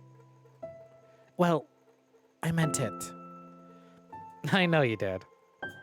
Natsuki gives Yuri an endearing look. I needed it. As the conversation lapses, Natsuki again slides her box of cupcakes over to Yuri. Just take them, okay? I don't want other people to have them anymore. Are you sure? Natsuki nods. I'm sure. I will then. I'll enjoy them. Natsuki looks away, but a feeling of warmth spreads through her.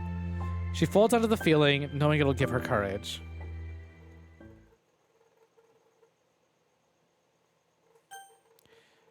Alright.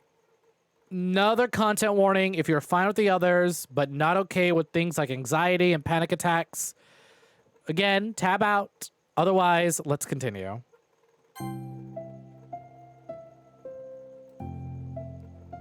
Ah, you're here first today. Mm-hmm. And you brought reading material. Mm-hmm. Natsuki's sitting in her usual spot, this time holding a volume of manga, while her lunch sits beside her. Yuri sits down as well as opens her own book. Sucks when a good series has to come to an end. It's like such a big part of your life, and then one day there's just nothing left. Makes you feel so empty. Unfortunately, I'm about to experience that myself. I'm on the last book of this series. That sucks. But there's also something satisfying about letting a story conclude. I don't know if I'd want it to go on forever. Maybe. Jeez. This feels very targeted considering this is the last side story. But there are some things I wish I could. On the other hand, have you ever read something that overstayed its welcome?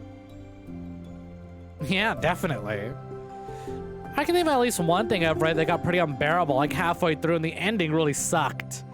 So it sucks when something good has to end, but it also sucks when they just keep inventing more plot until you don't like it anymore. I guess it sucks either way. Mm-hmm. Well, that's the nature of things. They come to an end. The two fall silent. They slowly eat while making their way through their respective reading material. Except Natsuki doesn't seem to be touching her food at all. You don't go out during the weekends, right? Excuse me? Like, with friends at the mall or downtown or whatever? I'm not a total shut-in, you know? Oh, my bad for making assumptions. Well, I'm sure I go out less often than other people like you and the others in the club. I don't really meet with friends and arbitrarily spend time like that. I'm usually meeting with my board game group. Board game group? It doesn't matter, it's just more nerdy stuff. Why do you ask anyway? I like that. I think something I really like about Yuri's character is that she's not a total, complete, shy, quiet introvert like the trope is, right? Like, online friendships exist here. Whether it be Skype or Discord or whatever, she has online friends and communities that she interacts with. She has board game groups with people that she'll meet up and play board games with. She goes out, she talks to people, just not in the way that the other club members do. She struggles with other things. I really dig this. She's not like a total, complete loner. Why do you ask anyway? And all these people have like their friend groups. I was just curious. I realized that I couldn't picture it, so I was just curious. Yuri looks at Natsuki, then realizes she's shaking. Don't look at me like that. Sorry. Natsuki pulls her knees into her chest and puts her head down. I can't take this. Did I do something? Yuri gets flustered, her mind racing over what she may have said or done. I did. I ended it. I texted them earlier telling them. And then I just blocked them because I'm so afraid of their responses. Now it feels like I'm dying inside. Oh. That's... I'm sorry. Totally unsure of what to do, Yuri can barely find any words to support offer. Meanwhile, the sound of Natsuki's unusually hard breathing fills the air. Then she speaks again, barely above a whisper. Help me. I feel sick. I want to hit my head against things. Please help. I can't take this. You may be having a panic attack. With that realization, Yuri's demeanor suddenly changes. I have experience with this, so I'll help you through it, okay? Natsuki meekly nods through her rapid breath, head still buried in her knees. Yuri slides herself over to Natsuki and sits on one step behind her. Then she puts her hands on Natsuki's shoulders. Can you feel my hands? Natsuki nods. Her shaking becomes much more apparent through Yuri's sense of touch. Yuri keeps her voice low and gentle. You're safe right now. You're in a good and safe place where nothing can hurt you. Natsuki nods once more. Although Yuri's only touching Natsuki's shoulders, she can practically feel her racing pulse through the base of her neck. We'll do a breathing exercise together. All you have to do is listen to my breaths and breathe along with me. Let's breathe in now. Yuri takes a slow, deep breath. Beneath her hands, she feels Natsuki's shoulders rise as Natsuki takes a breath of her own, trying to mimic Yuri. You wish you had a Yuri. You'll find one. Hello, hello, welcome in. Welcome for joining Mystery Gamer 28. Thank you, thank you.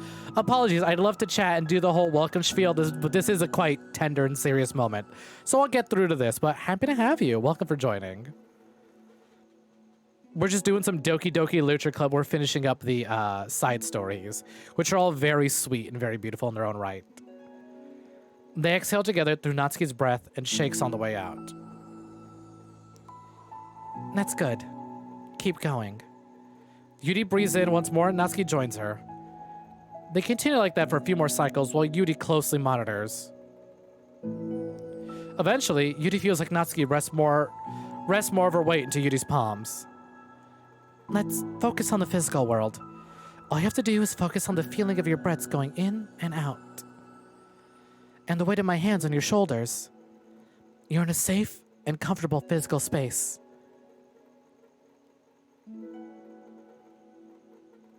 Minutes pass in silence. By now, the worst of it has passed, but Yuri's determined not to move away until Natsuki prompts her to. Meanwhile, Natsuki has lifted her head off her knees and her breathing has mostly steadied. Then, she takes a final deep breath and slowly pulls herself to her feet, causing Yuri to let go. She stretches her arms. I'm sorry. I didn't mean to freak out. I don't know what my deal is. You don't have to apologize. This must be enormously stressful for you. Is that gonna keep happening? It may or may not. We can take measures to help prevent it in the future, but I think it'll naturally get better over time. Natsuki motions to sit back down again, so Yuri moves over. Yuri turns away to pick up her open book from the dusty floor, which she had hastily set down earlier. She brushes the dust off the cover. I don't think I could have gotten through that alone. You're not alone. Feeling shy again, Yuri speaks in her own lap. From now on, you don't have to be alone. And as she says that, Yuri tenses up. It's rare for her to so openly share her thoughts. But something about Natsuki, of all people, makes it feel so much more natural to do so. Perhaps because, like Yuri, Natsuki's so timid and uncertain of herself. Natsuki does such a good job of hiding it that it takes a long time for Yuri to finally realize it. And because of that, Yuri's able to deliver the reassurance that she herself would have wanted, demonstrating that you deserve the love of others. If you can accept that for the first time, then perhaps you can begin the tumultuous journey of learning to love yourself. This is so cute. This is so pretty. Do you really mean that? You're probably going to regret saying it if you do. How so? Because I'm probably going to have a lot of free time during the weekends from now on. So you're giving me permission to be annoying as I want and drag you around a lot of places. I see. But you always said it, so you can't take it back? Oh. But you already said it, so you can't take it back now. Well, I suppose I have no choice but to accept the responsibility then.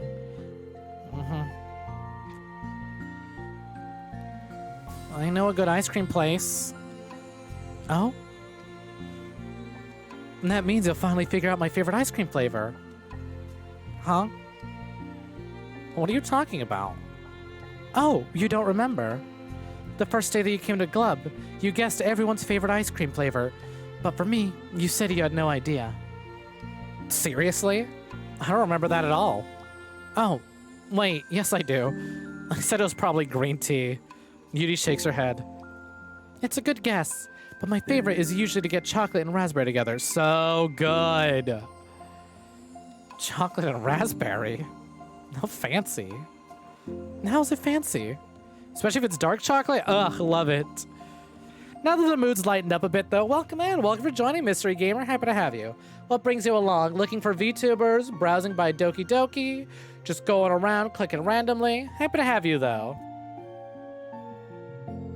Oh god, I don't know if you can hear it in my voice. When I read things like that, even I tend to get shaky. That's not acting, baby. That's just genuinely good writing. And I don't even really like chocolate ice cream, right? I'll usually get like vanilla Or butter pecan. Oh, I'm so upset. The ice cream truck passed by, but I missed my chance. You know what? It's been really hot recently. Maybe I'll go get some tomorrow. I do have cash. I got some cash on me. Probably go to the corner market and get some ice cream. But it's never as good as, like, soft serve, you know? Maybe I'll just cross my fingers and hope the ice cream truck passes again. Oh, I don't know. Pleasure being here. Pleasure having you. I feel like I should have guessed something like that. That's difficult. I don't drive. Nor would I want to with how gas prices are at the moment. Ugh. Well, maybe next time I'll try chocolate and strawberry. Thank you very much for the follow. And thank you for respectfully waiting for the heavier scene to pass through. I'll warn you though, we ain't always like this, alright? Tend to hate everyone here. Maybe next time, I'll try chocolate and strawberry. Hey, strawberry's my favorite. What a coincidence.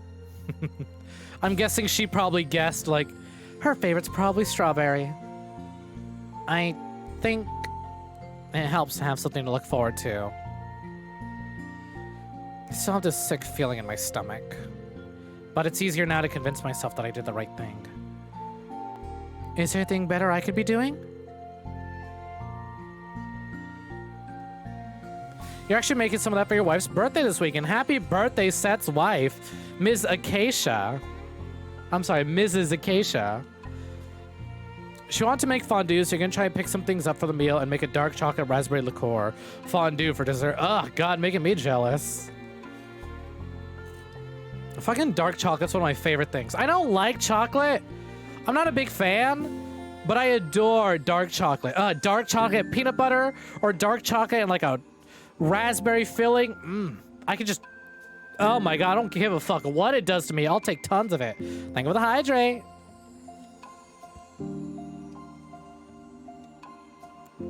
Yeah, high school's tough, but you got through it.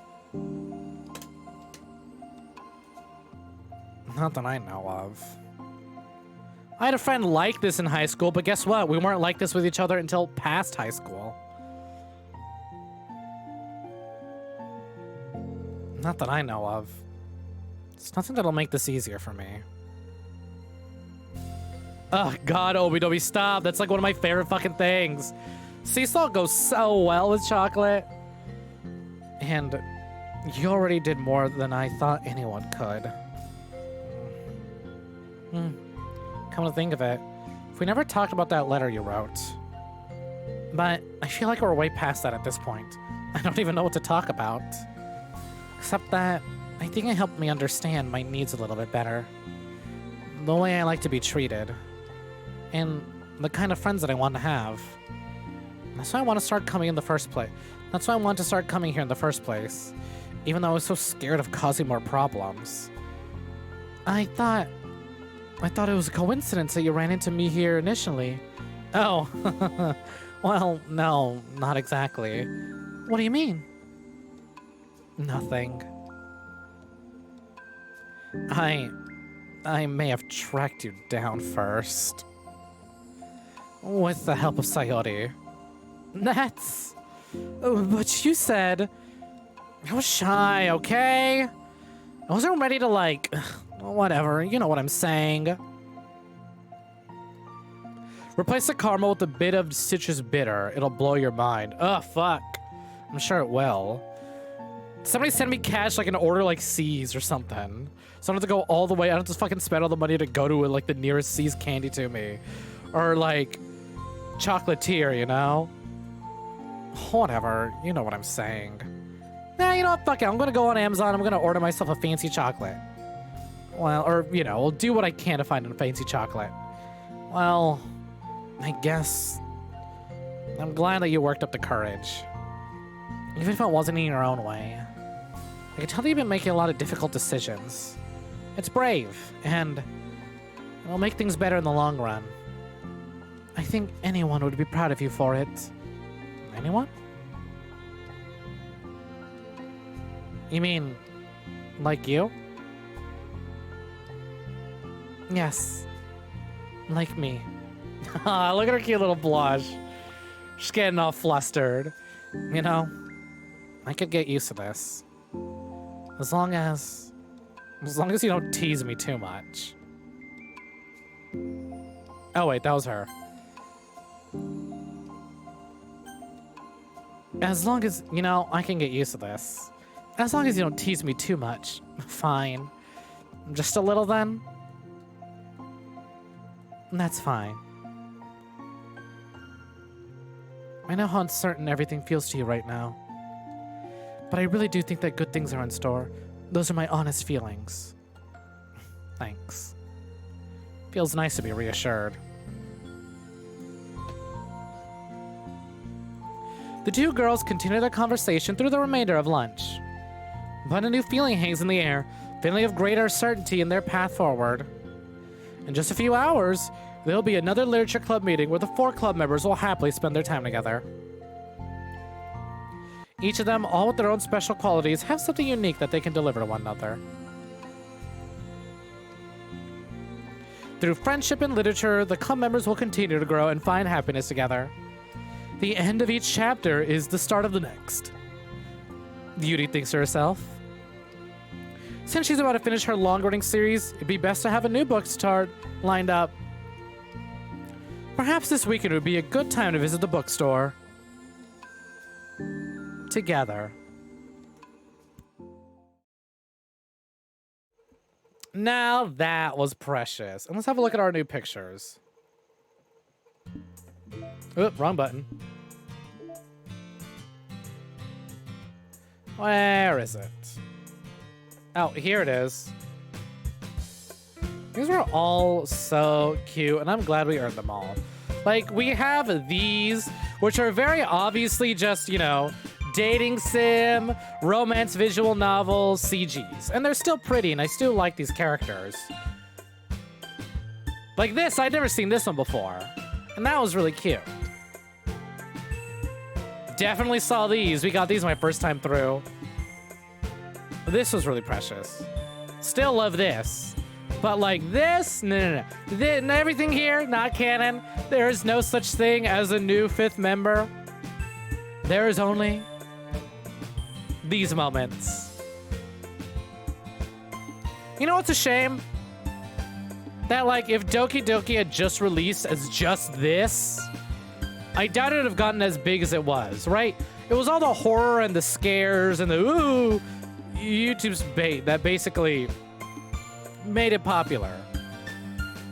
You know, being free to play helps. But like some people were saying, you just gotta experience. But like this was very visual novel, right? We had its characters that had the story it wanted to tell. It tackled issues that it wanted to tackle, and it said what it wanted to say. And I think we're gonna look back a lot more fondly on these moments and this story more than this, even though this had its moments that I really enjoyed. But like the characters are more tropes here, whereas here they're just characters. Exactly, very good. And I adored that. Did we unlock anything else? Boo. No, hold on. Maybe there's one more picture. Did we get another wallpaper? Bah. Here it is, the last side story. The true final side story. Let's get into this, shall we? Equals. Well, that fucking sparkly background. I wonder if it's gonna be as long as 2 of them, or if it's just like a short little epilogue. Thank you for the pudding.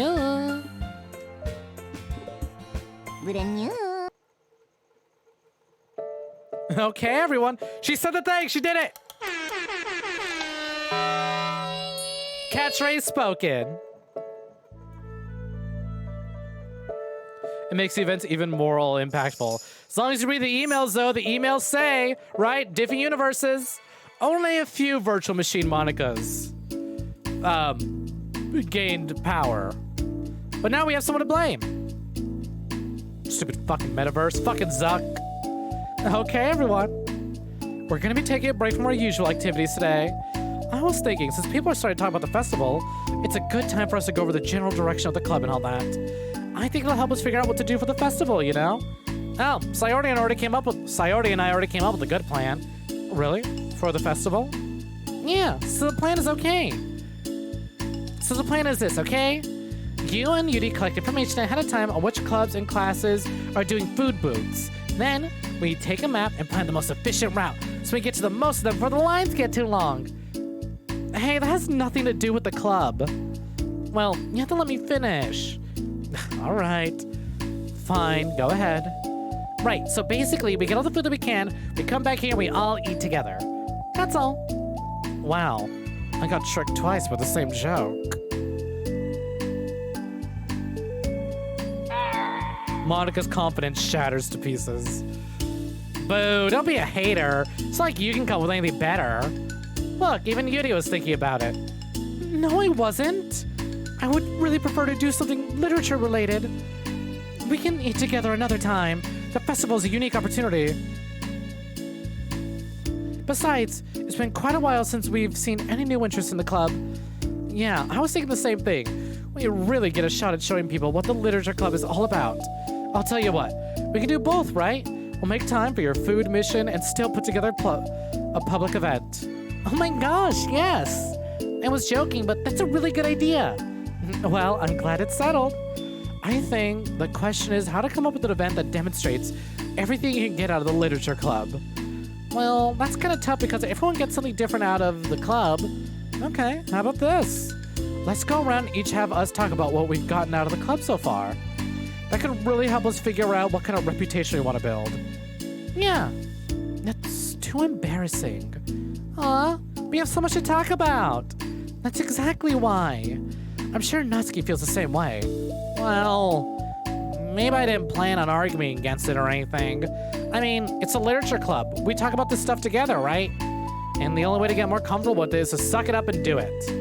Oh, you're not wrong. I'm sorry for being resistant. It's not good to say suck it up because it sounds like the feelings don't matter. Right, my bad. It's just a habit I need to break. Well, anyway, who's gonna start? I'll start. I was the first to join after all.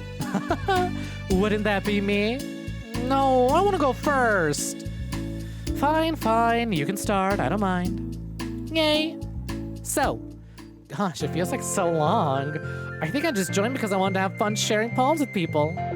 Seemed like it'd be a safe way to express myself, you know? Like, if it's just a poem, then I could share it without feeling like I'm burdening everyone with my problems. And I thought it'd be a really good way to get to know other people too.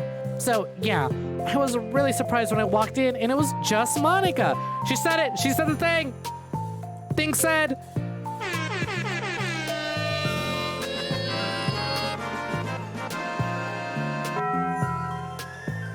And she was sleeping. Don't remind me of that. Oh, gosh. Yeah, but it seemed like so much fun to help start a new club. Especially since writing helped me so much. I wanted to see it help other people too. But it ended up being me who was inspired.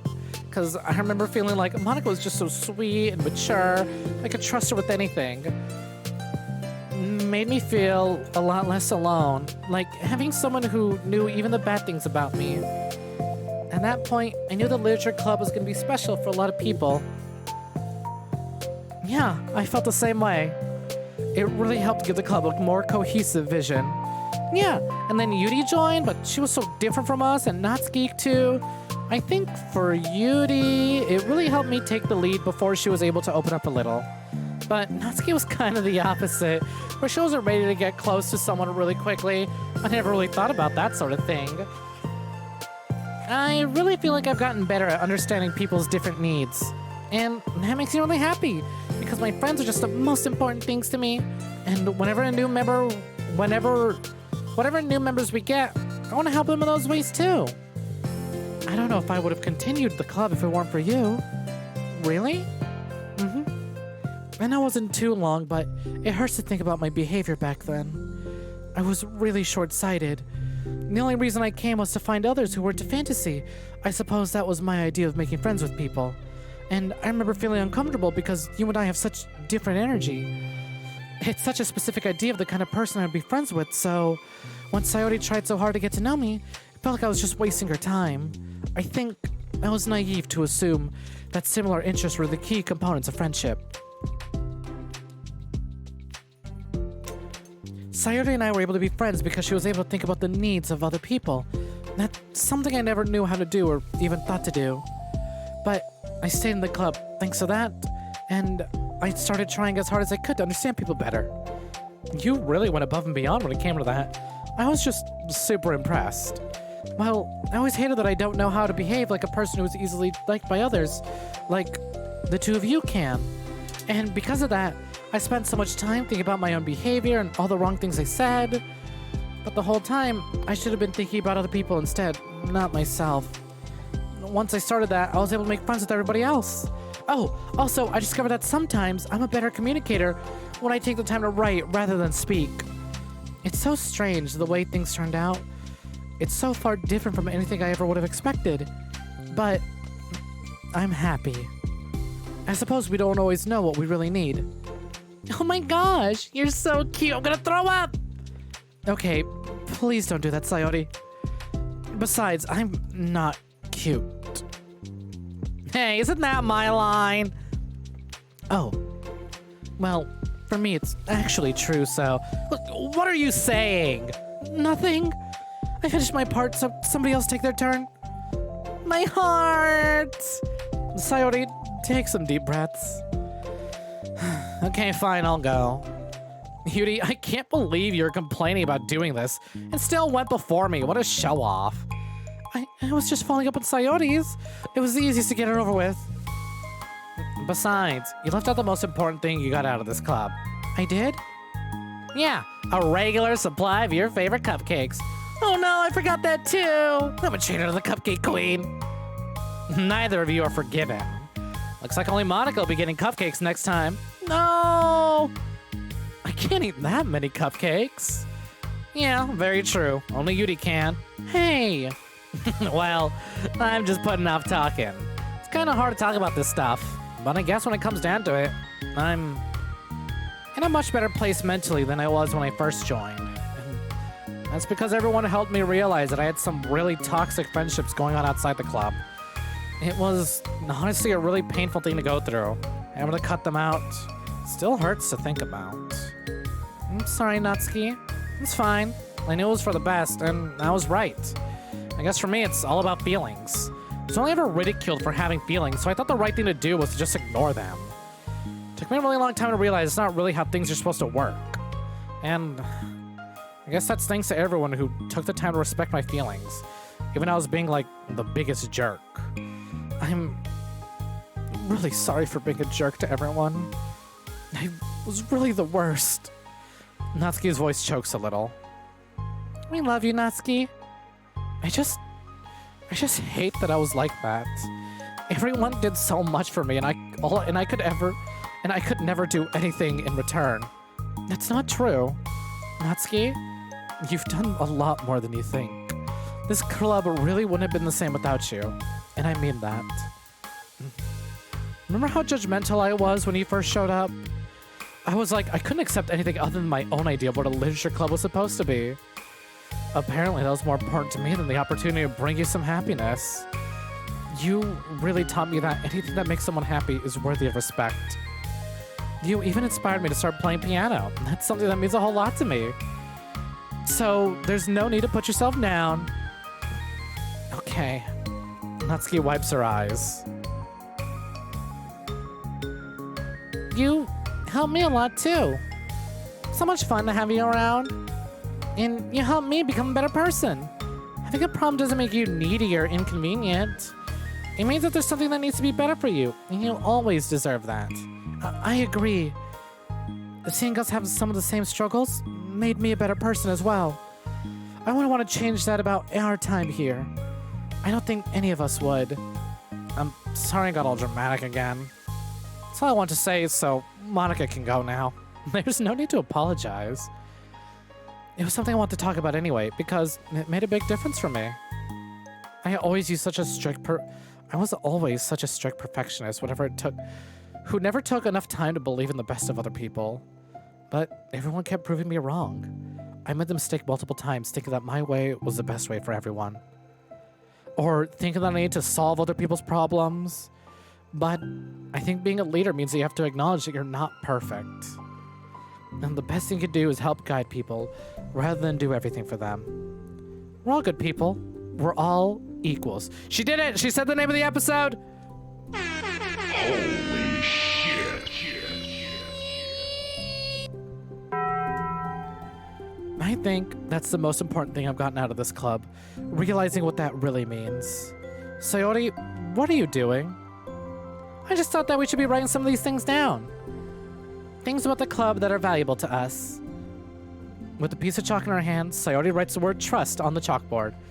It's because you showed me that I could trust you with everything about me, not just my good side. Suddenly, Yuri takes a piece of the chalk as well. She writes understanding. I owe a lot of gratitude to everyone who took the time to understand me, even though it was so difficult for me to express myself. In that case, Monica takes a piece of chalk as well and writes the words respect. I always thought that I was a respectful person, but it took the club for me to realize there were a lot more than I thought. There was a lot more to it than I thought, and I'm a better person because of it. I have another one. Sayori writes balance. Sometimes people want different things out of friendship, or they need time before they're ready to become close. So it's important to keep things balanced between you and the other person. That reminds me. Yuri writes reflection. I've always been a reflective person, but most of it's been nothing more than hating myself for all the things that I thought I did wrong. Once I started reflecting on other people and not just myself, a lot of things changed for me. So I think that's the most important one for me. That's great. We have a lot of things now. Suddenly, everyone turns to look at Natsuki. Well, everyone took all the chalk. Don't look at me like that. Jeez. You could have just asked. Monica hands a piece of chalk to Natsuki. Then Natsuki sighs and writes self-love. I don't know how far I haven't gotten with this yet, but feels like things are at least on the right track. So, that's my contribution. Together, everyone stares at the words on the board. Wasn't this club supposed to be about literature? It is. We still do a lot of literature. Friendship and literature. My little Doki, friendship is literature. Yeah, you're right. I know that joke's been done before. Friendship and literature. Natsuki and Yuri gently nod as well. Hey, let's all take a piece together.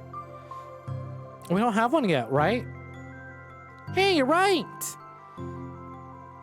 Oh, not piece. What the fuck? That's a picture. Hey, let's all take a picture together. Make sure you send it to me after.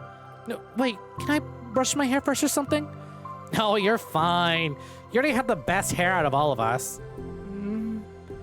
Everyone, get together. I can't fit you all in. Okay. Okay, everyone ready? And click. Show me, show me, show me! Ah! I want to do CG! I'm really glad we talked about all this stuff. It's easy to forget how far we've come with only our 4 members. Yeah, I have so many happy thoughts right now. I'm getting some really good inspiration for a poem. You know, I feel the same way. I kind of want to get some writing done. Me too. I think I would like that as well. Everyone's looking at me again. I'll do it too, but I might not feel like sharing it. That's okay. The 4 members of the literature club disperse and return to their desk, each equipping themselves with a pen. Natsuki and Yuri give each other a quick glance, then start writing immediately. Sayori stretches, then does the same. But Monica's left tapping her pen against the paper, unsure of where to start. Just move your hand, Monica mouths to herself. Right the way into your heart. Her mind is full of thoughts, memories, and inspiration. Monica navigates past her mental barriers and begins to write. Doesn't matter what, just that it's something new.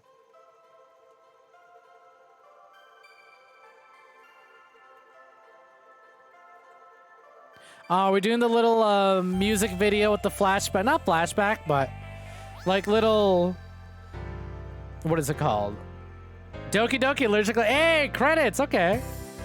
Written directed by Dan Salvato. The Doki Doki that should have been. Not the one that got fucked over by Zuckerberg in the metaverse. Cute. It's the new ones. We did it. And that was really, really precious, and I'm reminded why I like this game so much. Like, I liked it to begin with, but I think I liked it from like a sort of... well, there's my reason. Sort of like a weeby level. Like, I enjoyed the characters and the little we got to interact with them. But like, these side stories are absolutely the, this is a visual novel I would read on my own, right? This is something I'd have picked up and read. But then this is something that a lot of people would have looked at and just brushed off as, bah! Cutesy, ooh-woo, soft, wholesome, friendship, high school visual novel. Get that out of here. Where's my struggles? Where's my deep edginess? Where's my murder and blood? And the ingredient was friendship. The ingredients we found along the way. Thank you, Donald Duck. The ingredients were trust, understanding, respect, balance, self-love. What was the other one? I feel bad that I immediately forgot it, but listen, I don't got the best of memories. Reflection. What was it? So trust, understanding, respect. I've immediately forgotten it again. Balance, understanding, reflection, self-love. And then equals. Bam, got it. I'm so smart. Thank you, dear player. Oh, I didn't see that. Fuck. I'll rewind the VOD and read that. Thank you, Dan Salvato and the Doki Doki team. That, I'm gonna fucking cry. That is so pretty. That is so fucking pretty and cute. I love that. There's Yudi playing with her fucking hair. Hey, achievement! Friendship and literature. Finish all the side stories. What's the new song we got? It's gotta be like a plus song, right? Dear Sunshine, Candy Hearts, My Song, Your Note. Stories, Friendship, and Literature. This is definitely the new one. I'm still gonna put on my favorite. That's not it. Here it is.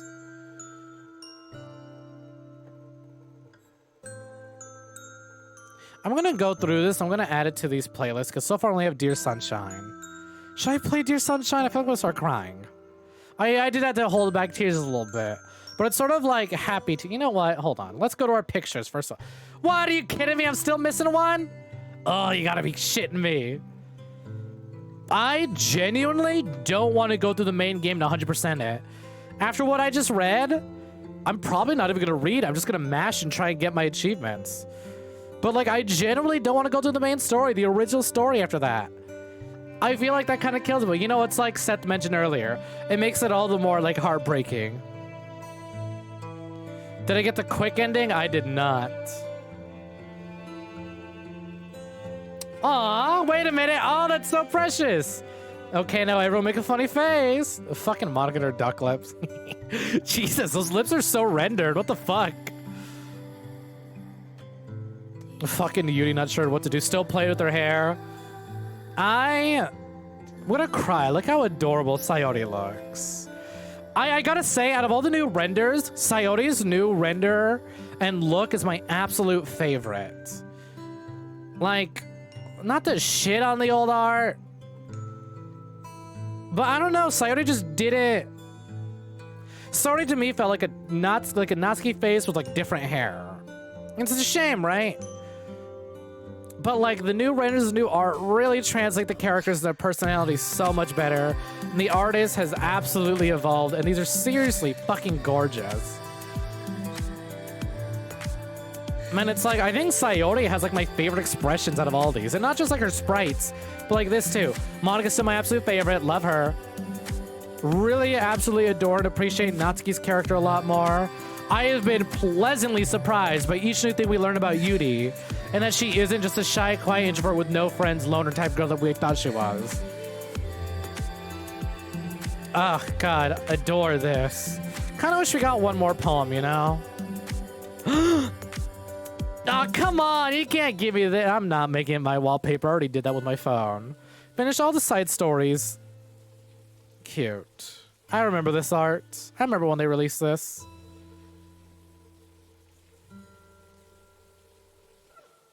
These are all really cute. I'm glad I got that. Oh god, my desire to platinum this game though.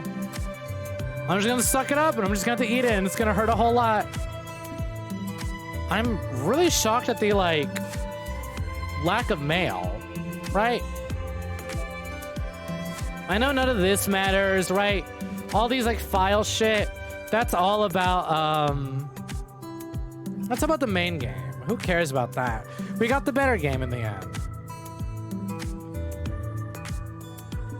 And honestly, reading through that really reminded me why I fucking adore visual novels, and I'm glad I could share these things with you.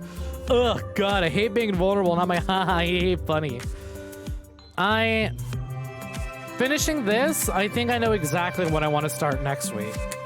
I was thinking of taking a break from visual novels, letting, you know, giving Visual Novel Club a sort of season finale, and I might. I definitely know when I want to start, but I don't know, I'll think about it. But the end of the semester, right? End of the year, end of the semester, Visual Novel Club might come to a close. Take a little break. We'll be back after spring break or, you know, fucking summer break on its way. And pick up some more visual novels. Or I might just slap on a new one because I'm too excited to start that next one. We'll see. However, whatever it is, thank y'all very much for hanging out with me. Let's do what we usually do. Well, for starters, let me change my wallpaper. Go with the silly one. No, I'll go with this. I'm a sentimental fuck. Thank y'all very much for hanging out with me. Let's thank some jabronis. And you know how it's been whenever we do Doki Doki. We sit here on this screen. Only visual novel. All right, let's go ahead and let's rewind. For starters, Original Bish. Love the fucking name. Thank you very much for the follow while I was offline. I super appreciate it. If you popped in and watched the stream, I super appreciate that too. Thank you for the lurk. Thank you all my lurkers. Ringo means apple. Thank you very much for the resub. 7 months. Let's go, says Ringo. And then thank you for the 666 bits. Devilish. Followed by another gift sub from Ringo to Misai_. Enjoy the sub, Sai. And then Mastery Gamer. Have I been saying Mystery Gamer? It's because we already have a mystery, so I got confused. Mastery Gamer 28. Thank you very much for the follow. It's a pleasure having you. I'll be back tomorrow with some Fire Emblem 3 Houses, followed by more Elden Ring on Friday, break on Sunday or Saturday and Sunday, and new schedule going up Sunday, Monday, whenever I decide to put together a schedule. I'll figure it out. All right, y'all were sweet. It was an absolute pleasure having you. Thank you so much for stopping by. Enjoy this sweet snack, this nice snack while you can. I'm gonna go back to being a bitch tomorrow. I don't like you guys. I appreciate the company, but it's them. Scriptless Finger who points at Dokis that changed my life and made me a better person. And maybe I want to put together some messages to send to some friends because of these Dokis and the lesson I learned from them. As like very almost children's programming, the messaging felt. It was messaging that was important. Anyways, the Scriptless Finger that points at wonderful Dokis who I love and adore, and I'm gonna get a little choked up and probably cry off stream, but the assassins don't cry. Ooh, God, that'd make a really good song name. That'd make a really good song name if I ever had my own, like, game or whatever, or series. Assassins Don't Cry. Ooh, I just murdered my best friend or whatever, and I have to live with the consequences. Ooh. That'd be good. Ooh, an Assassins Don't Cry. That'd be a fun track. I'll think about it. Whatever. Thank y'all so much for hanging out with me. So we can spread the love to someone else. Ugh, let me just get my desktop out. I love my new setup, but I hate my Switch placement. Because I have to reach my Switch and pull it forward a little bit, because blocking the IR reader.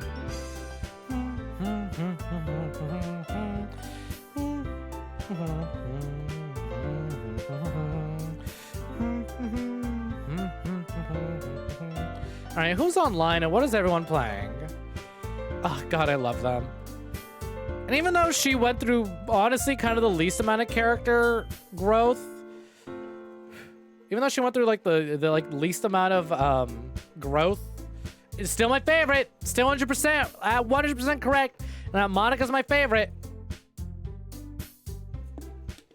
I just wish, like, a lot of her scenes weren't so early. I wanted more Monica by the end. But I'm glad that we had that little moment of, like, remember, she's the main character. And I'm glad the main character of the main game doesn't exist. Thank goodness for that. No boys to ruin anything. Ooh, well, you know what? It's a visual novel night. I think we should go send the love over to Tiramisu, who has recently started Zero Time Dilemma, one of my all-time favorite... Well, maybe not ZTD. It's a Zero Escape game, one of my all-time favorite games, okay? Virtue's Last Reward. Y'all saw that, like, horror game tier list. Zero Time Dilemma, I think I love more than Silent Hill 3, which is really saying something. Let's go ahead and send the love to Tiramisu. They are absolutely adorable. They're playing through Zero Escape. Go show them some love. Continue continue the visual novel love. And also, hey, let me just word of warning. Zero Escape is more on the, especially Zero Time Dilemma, it's more on the end of, ooh! And Muse got a hype train going on. So, if you're feeling a little generous, send that money my way. Thank you. Just kidding. All right. So, warning, if you're not already familiar with Zero Escape, despite how much I love this series. Very, not graphic, but there's a lot of death. Can think of Jigsaw meets anime. Really, especially ZTD. ZTD is pretty bloody. But it's really cool, and death is a very important part of the series. Anyway, that's enough. Let's get this message ready before it's time to leave. Lit. All right. Bop, bop. 1, 2, 3. All right, there's the message. Go ahead and copy that. And if you haven't, and if you're not subbed, feel free to do this one. Hurry up. All right, whatever. Just emote spam. Use whatever email you want. Send some hearts. Y'all take care. I'm running out of time. See you around. Bye-bye. Feel free to copy the message and throw it in your own emotes. Oh, sorry, Star Jester. We're heading out. It's time to go. Time to raid, but I appreciate it. Feel free to check out the VOD if you want. See you around. Bye.